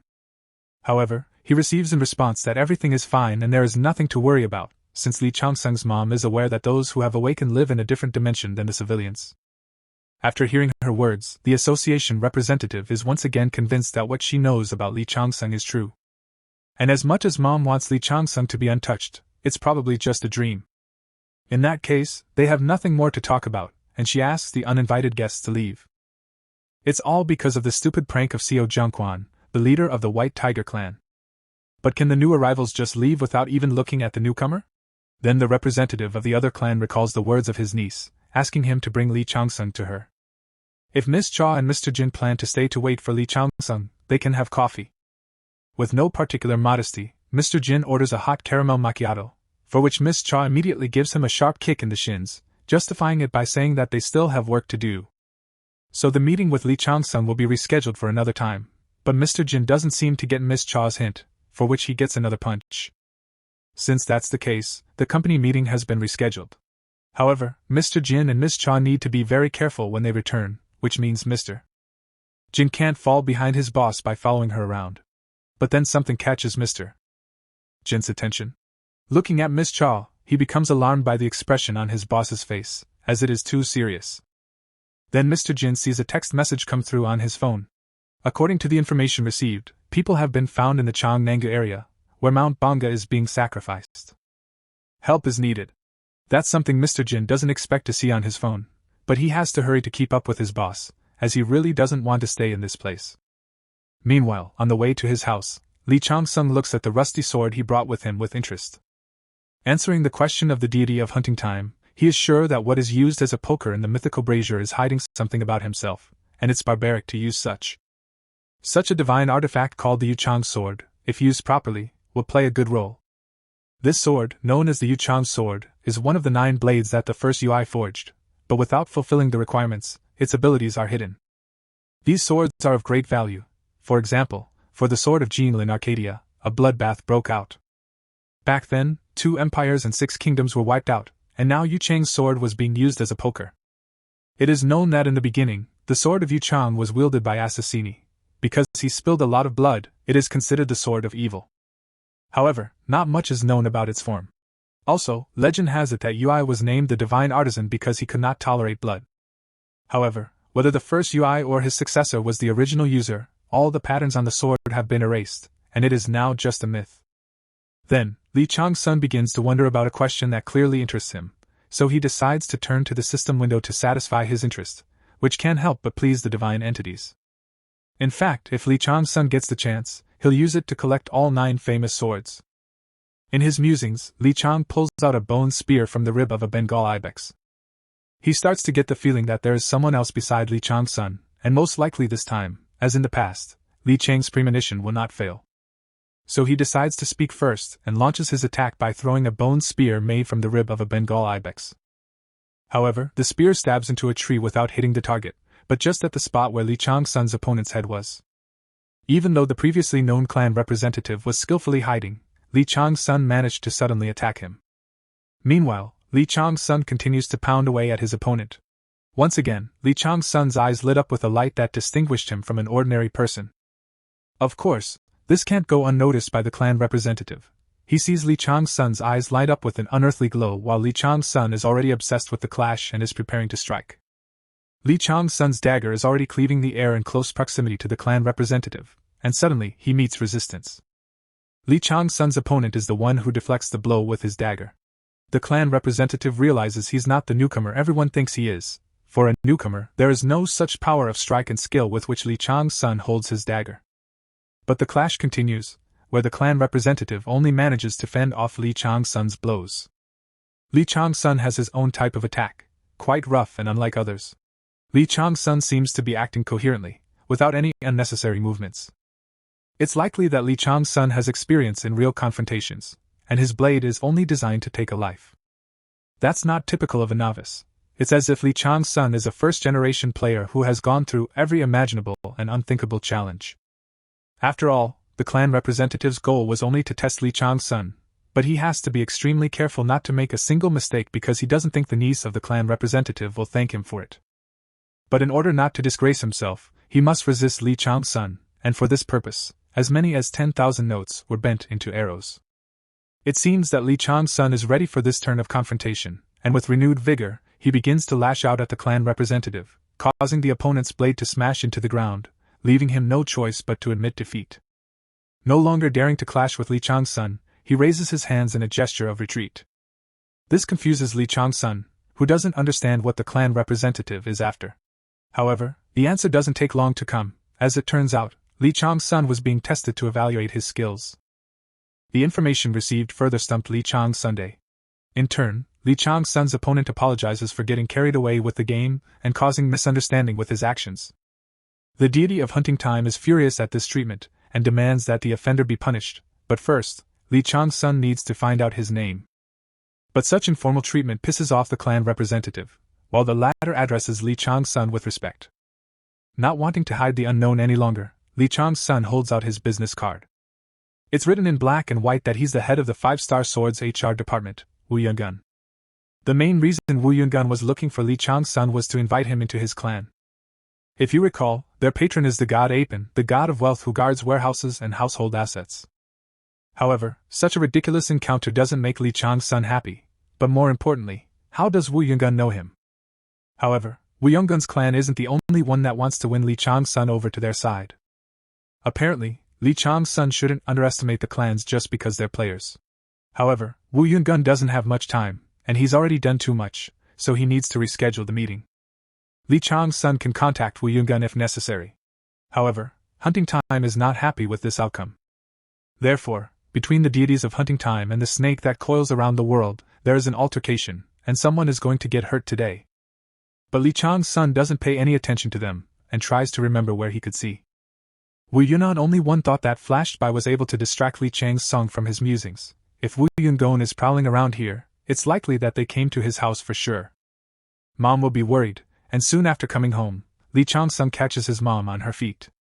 But without asking too many questions, she invites him to the table. However, realizing that she interrupted her son, Mom wants to know what Li Changsun had to say. Li Changsun decides it's time to tell Mom the secret he has an obligation to share with her, and tell her what's really going on. Meanwhile, somewhere in another dimension, other things are happening. We're talking about a man who, despite his age, is already beginning to show his intentions. However, these words spoken by an elderly person do not suit his interlocutor at all. Nevertheless, the continuing elderly man, continuing his speech, should put a stop to it if he doesn't want to get hurt. However, the conversation won't be over. First, you need to hone your punches. At the same time, but in a different place, Li Chang'an wakes up in his apartment bed with his four-legged friend, and just at that moment, he receives a notification on his phone that Li Chang is scheduled to be interviewed by the White Tiger clan today. But it's been a month since Li Changsun received a job notice from the White Tiger clan. However, it's time to take action. Near the building where the White Tiger clan was located, there were a large number of people waiting for their turn. It is not just that. Here is the reception of newcomers to the ranks of the White Tiger clan, as evidenced by the numerous announcements. Each of the applicants tries to show off the skills they can boast of, but the main criterion is the level of magical power, which is measured by a device specialized in this. To measure the level, you have to put your hand on the instrument.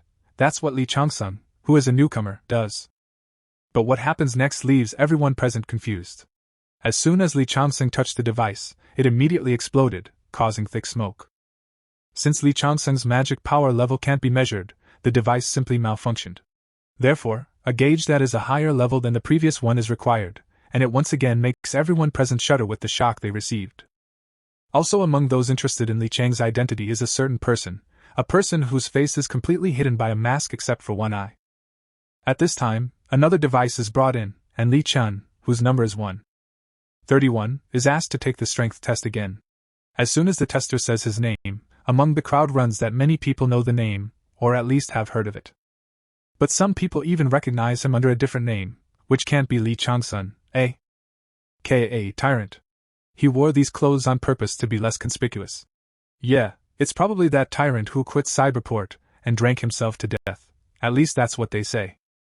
In general, Tyrant looks like a player, not a real man. What are his goals in coming to this election since he resigned? However, the device that determines magical power is unable to determine Li Changsun's magic power, and this time the result is startling to those present, including the man with one eye watching Li Changsun.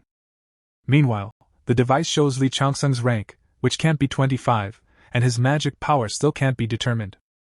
This causes confusion for the man leading the measurement of magical power, but this time he doesn't know what to do. He needs the intervention of the head of the department, who is in his office reading the news about the Hoff clan, and he doesn't like what he sees on the tablet at all. Since the Hoff clan was exposed, the head of the raid department, Gung Wonen, was sent to the grave, and this incident of the sacrifice of 21 persons for 7 years, so long concealed, demands an explanation from the association without fail. According to Cha Yuyang, a member of the association, the Hoff clan will face punishment. Also, the White Tiger clan begins investigating the crimes of the Hoff clan, which can also be viewed, which means we can avoid the White Tiger problems with the Hoff cult. There are even those who are grateful to the man in the mask of Hao, but no one knows who is hiding under it. It's pretty obvious that this character is the one who stole Peter's key, which means the White Tiger clan needs to find him no matter what. Just then, a man standing at the rookie reception appears, disturbing the head of the department with a report of a super rookie. However, his appearance has little effect on the head of the White Tiger clan, who is immersed in his own thoughts regarding Hoff. But it's still worth wondering what the purpose of a super rookie showing up at the White Tiger clan selection is, and that super rookie is Li Changsun. The head of the White Tiger division, along with Black Shamire and the Steel Witch, are after Lee Changsun, who came out of Jamil's gate and is the one the clan head wanted to recruit. However, he didn't complete his plan because he was distracted at the time by the incident with the Hoff clan. What was his surprise to find out that Lee Changsun had personally come to them and was also showing maximum results, so they need to intercept Lee Changsun first before the other organizations get ahead of them. But still, Lee Changsun needs to prove himself by passing the Zone C exams immediately. The news of Li Chang's revival under the nickname Tyrant spread all over the public. It is Li Chang's who is the rising star of the first SSS rank that Korea has met in the past 15 years. But still, not everyone believes that the Tyrant stands before them. Despite the facial expression unique to him, he is just incredibly lucky, besides being born with a silver spoon in his mouth, so his rank is awakened. However, not everyone likes it, as someone comes to the selection for the first time, and now they will be compared. But such remarks are to the liking of deity Huntime, as she is proud to be the first to choose Lee Changsun. Suddenly, two strangers in robes appear among the spectators present on the platform. They cannot escape Lee Changsun's eyes, attracting his attention. Then a golden glow appears, revealing the essence of those arriving at the examination ring. This deity is the deity Tiger, trapped in a labor trap, who is surprised to see Lee Changsun and watches him with interest. It's probably because he's thinking about Lee Changsun according to the snake-wrapped world. However, there are only seconds left before the exam test begins, and Lee Changsun needs to do a monster hunting task, giving a choice of monsters to the test subject. After hearing what Lee Chang's has to offer, he chooses the strongest monster, Drake. Of course, this choice already causes surprise and fear among those who came to the selection, but the choice is made, and the monster appears in the arena before Lee Changsun. The tyrant appears in the form of a huge black animal with horns. In addition, the monster has no time to appear and is preparing to make attacks on his opponent. However, despite the monster's impressive size, Lee Chang remains undeterred. In turn, the trapped tiger pursues his goal of evaluating Lee Changsun. Naturally, the others arriving for the trial are impressed by the monster, and the deity tiger, trapped in the difficulty of continuing to look at Lee Changsun, is in doubt from where he stands and decides that Lee Changsun will probably go to the other side. However, that's not the case at all, because Lee Changsun thinks more specifically. He recalls how he appeared bound in divine judgment, and at that moment, his gaze slid toward his taunter, who is grinning and enjoying the spectacle. It's none other than Hugh. How dare he treat Lee Changsun like that? Who is he to mock Lee Changsun, who is in such a disadvantaged position? Since that's the case, Lee Chang will do anything to remove that insolent smirk from his rival's face. Then it's time to act to show what Lee Changsun is really worth, and the confrontation begins as the monster makes a dash toward his opponent, Lee Changsun. However, Lee Changsun is still in a calm state of mind as he resorts to his tube. He tosses it up to get the contents. Earlier, the tube did not appear to Lee Changsun by accident. It was brought by someone. It's worth noting that this someone looks pretty tired, which doesn't escape Lee Changsun's gaze. That someone is a blind blacksmith, and his condition is partly Lee Changsun's fault. He brought a tube to Lee Changsun with some item the tyrant had asked for, but Lee Changsun will only be able to verify the quality when he looks at it himself. Unscrewing the lid of the tube, Lee Changsun sees the bracelet and the handles of the combat equipment. After trying on the bracelet and taking out the battle equipment, Lee Changsun enthralls the deities, who rarely ever encounter such splendor. The tyrant is faced with a nameless double-edged spear that has an attachment effect, meaning that its properties are lost to the other owner. When Lee Changsun picks it up, he shows off his excellent spear skills, much to the delight of the deity of hunting time. Even more so, the deity of hunting time doesn't even believe that such a thing can be created by a person with vision loss. In turn, the blind master has a lot of thoughts about the spear wielding that Lee Changsun shows, but Lee Changsun continues to build up his hand by customizing his fighting equipment. Doesn't this mean that Lee Changsun, aka the boss, was once a spearman? So, while in the arena, Lee Changsun tosses the tube with its contents, and everyone here is terrified of what's happening in the exam arena. At that very time, a giant monster makes a dash to where Lee Changsun is, but the spear hits the monster, striking its eyes.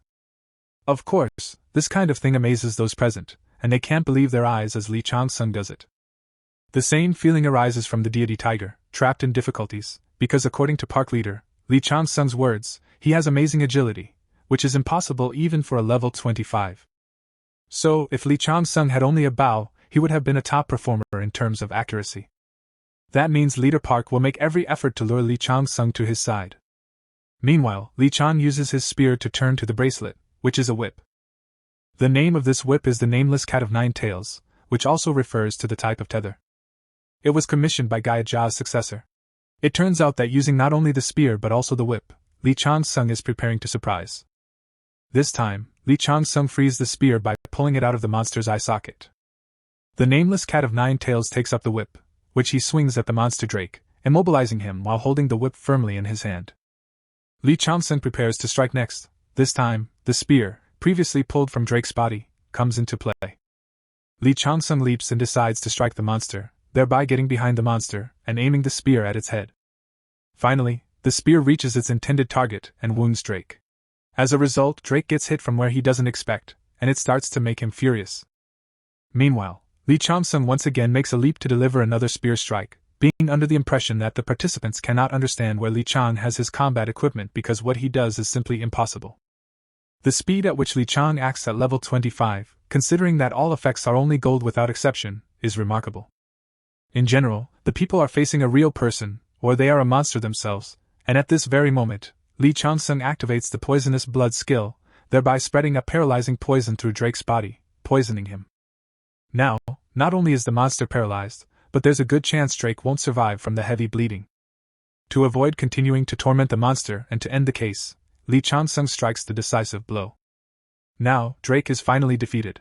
Li Changsun was able to defeat him, thereby increasing the beginner's spear handling skill level and simultaneously accepting congratulations from the deity of hunting time, increasing his strength by 5 points. Certainly, this performance makes Tiger, trapped in hardship, deeply respectful and eager to own the new Fong. Well, Leader Park starts to get even more eager to get Li Changsun, so he instructs him to bring him to him. However, at that moment, something begins to catch the attention of Leader Park. It's likely that he's guessing what's going on, and he will be disappointed if his thoughts are confirmed. The same thing is happening to Li Changsun. Something is making him tense up. He begins to anticipate what will happen next, which keeps him focused. Just at that moment, a flash of fiery light appears in front of him. Bearing his sword, the leader of the White Tiger clan appears before Li Changsun. However, Li Chang manages to block the tiger's danger by withstanding its aura. But this performance is disliked by Li Changsun, who recalls the ruler of the abyss, and the leader of the White Tiger seems amused by this comparison.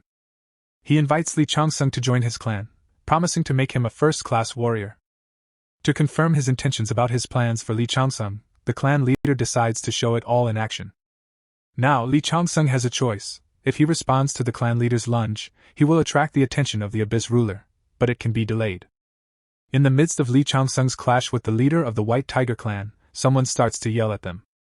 A flash of red rays of light is shown amidst everything. It's Leader Park who decides to intervene in the action taking place, naturally drawing the eye of the White Tiger clan leader with his appearance. In turn, Leader Park is extremely indignant that the leader of the White Tiger clan does not want to consider the opinion of those who are senior in rank, especially if they want to take what rightfully belongs to Park leader Li Changsun. The squabble between the two leaders is starting to pique the interest of the public, who don't understand what's going on at all. Then, two more leaders of the fourth squad, Dinis Eugene and the leader of the third squad, Homo Thiem Kangs Wu, show up just in the midst of the showdown. They also want to lay claim to Li Changsun, which makes him resentful since Li Changsun knows that not all leaders are equal.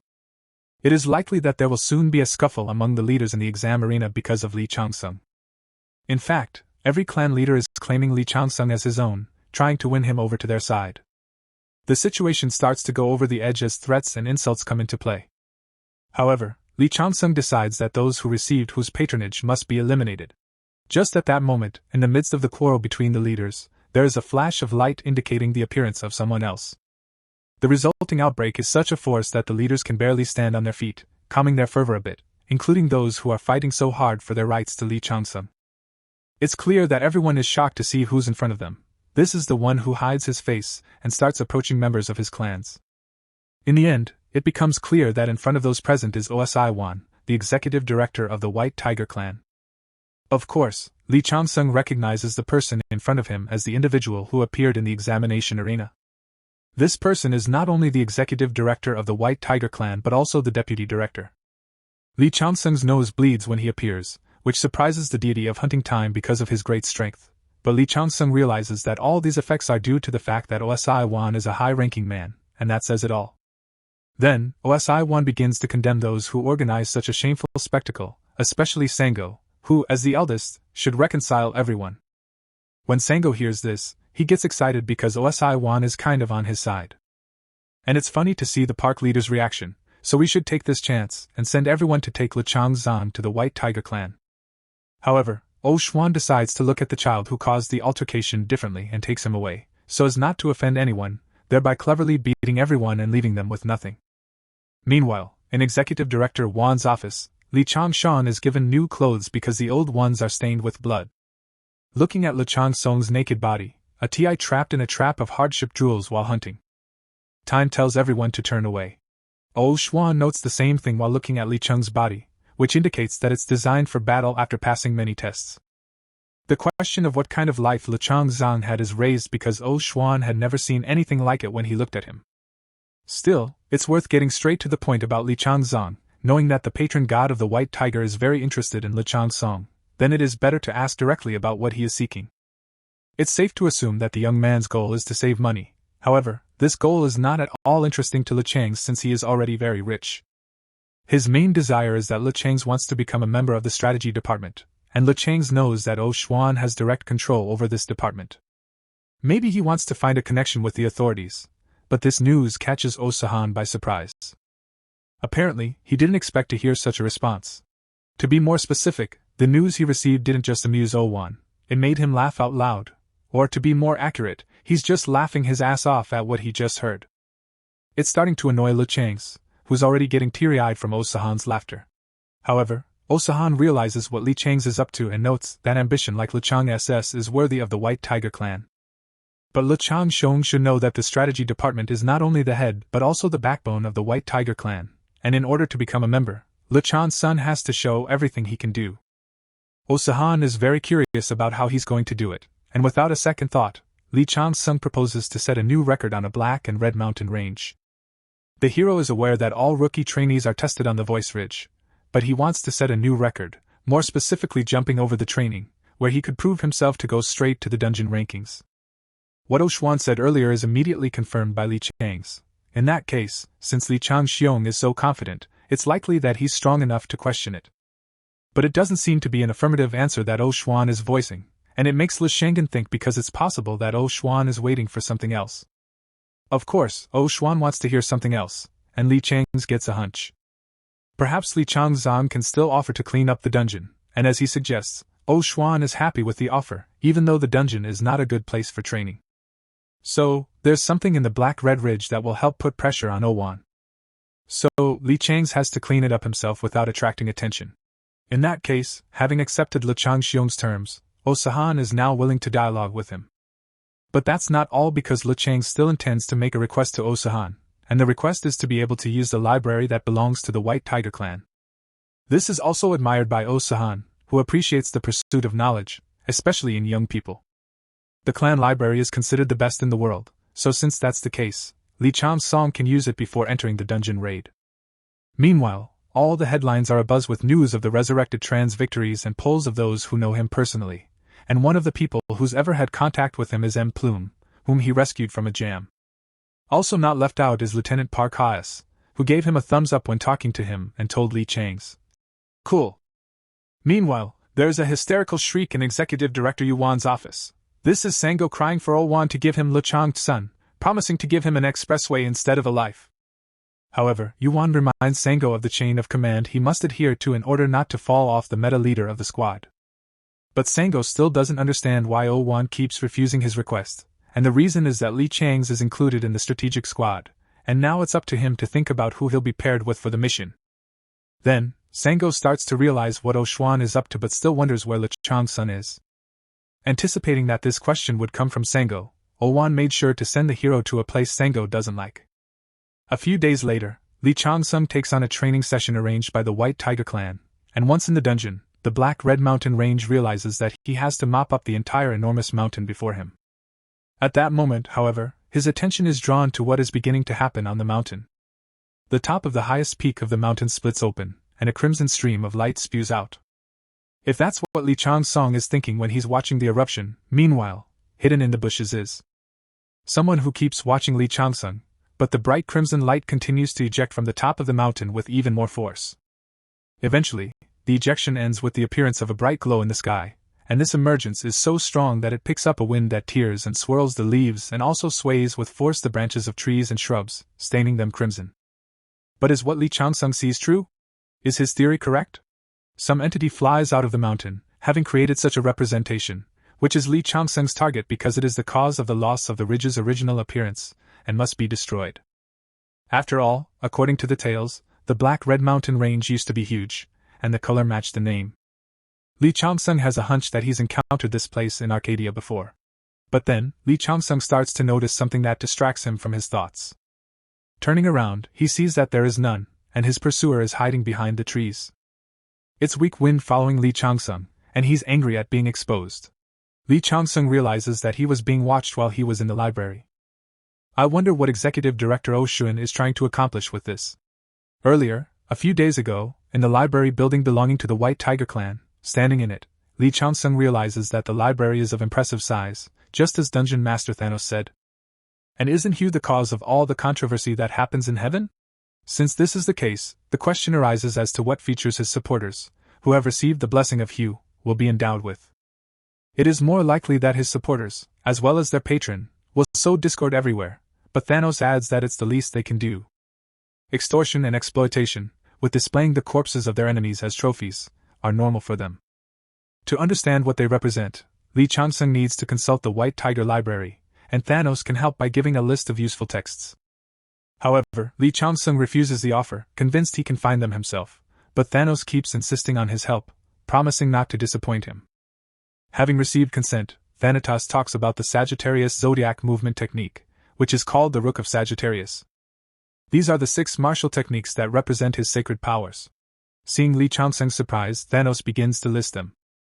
However, Li Changsun doubts that Hugh has any of them because there was no war between them, and it may be false information. But Thanos pulls him back and suggests he rack his brain to figure out how Thanos knows this. It didn't take long for Li Changsun to realize that Thanos could only tell fallen stars, which means being in the library of the White Tiger clan. Li Changsun just needs to find the offensive steps. As we know, it was the offensive steps that transformed Sagittarius from an ancient distant star called God into a zodiac sign. If Li Changsun succeeds in obtaining the steps, there's no stopping him when his divinity awakens again. But there's one thing. Meanwhile, the tiger deity, who is trapped in hardship, continues to watch Li Changsun's every move. Who, once in the library, has the right to use it for 24 hours, except for the first and second levels of the Forbidden Sector. In addition, Li Changsun must remember that he is not allowed to take books outside the library. Taking advantage of Li Changsun's moments of grief from disliking him, the library employee asks Li Changsun for an autograph for his girlfriend, but Li Changsun ignores the request as he is completely immersed in his thoughts regarding caution, concurrently remembering Thanos' words about wanting to have a library dedicated to Hugh and the One-Horn tribe. But in order to resist temptation, Li Changsun activates his unshakable spirit. Finally, the calmness of spirit begins to activate, and Li Changsun dives into books to find out what he needs to know, without noticing how many days have passed. Li Changsun continues to be in the library, and this surprises the library employee, as he can't believe that Li Changsun is reading everything at the same time, not even choosing any specific books, but only some on spear or sword wielding, books on divine laws, breathing techniques, or myths of the gods. This doesn't produce the results Oh Shun expects, because he has to report to the director. What will he tell him? That Li Changsun is playing to the public, or that he's not too lazy to learn new things? But being in Li Changsun's library also hurts the librarian who is assigned to watch him and report back to him, who knew this venture would be so depressing. Only Li Changsun, being in a state of complete concentration, absorbs knowledge and memorizes everything he reads.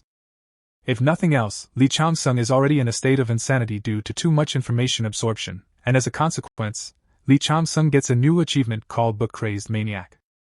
However, not all deities like such persistence. Some of them are getting tired of it, but the tiger deity trapped in hardship still continues to look at Li Changsun with interest. At some point, Li Changsun starts to realize that everything he's doing is stupid. After all, Li Changsun isn't as interested in getting the offensive steps as he is in the entire skill tree of Hugh. As we know, the library was originally created by the clan to show the greatness of Hugh, and to this day it is a sanctuary for the clan. Changsun manages to gather all the information about Hugh. Then, he will know the weaknesses of the people behind him.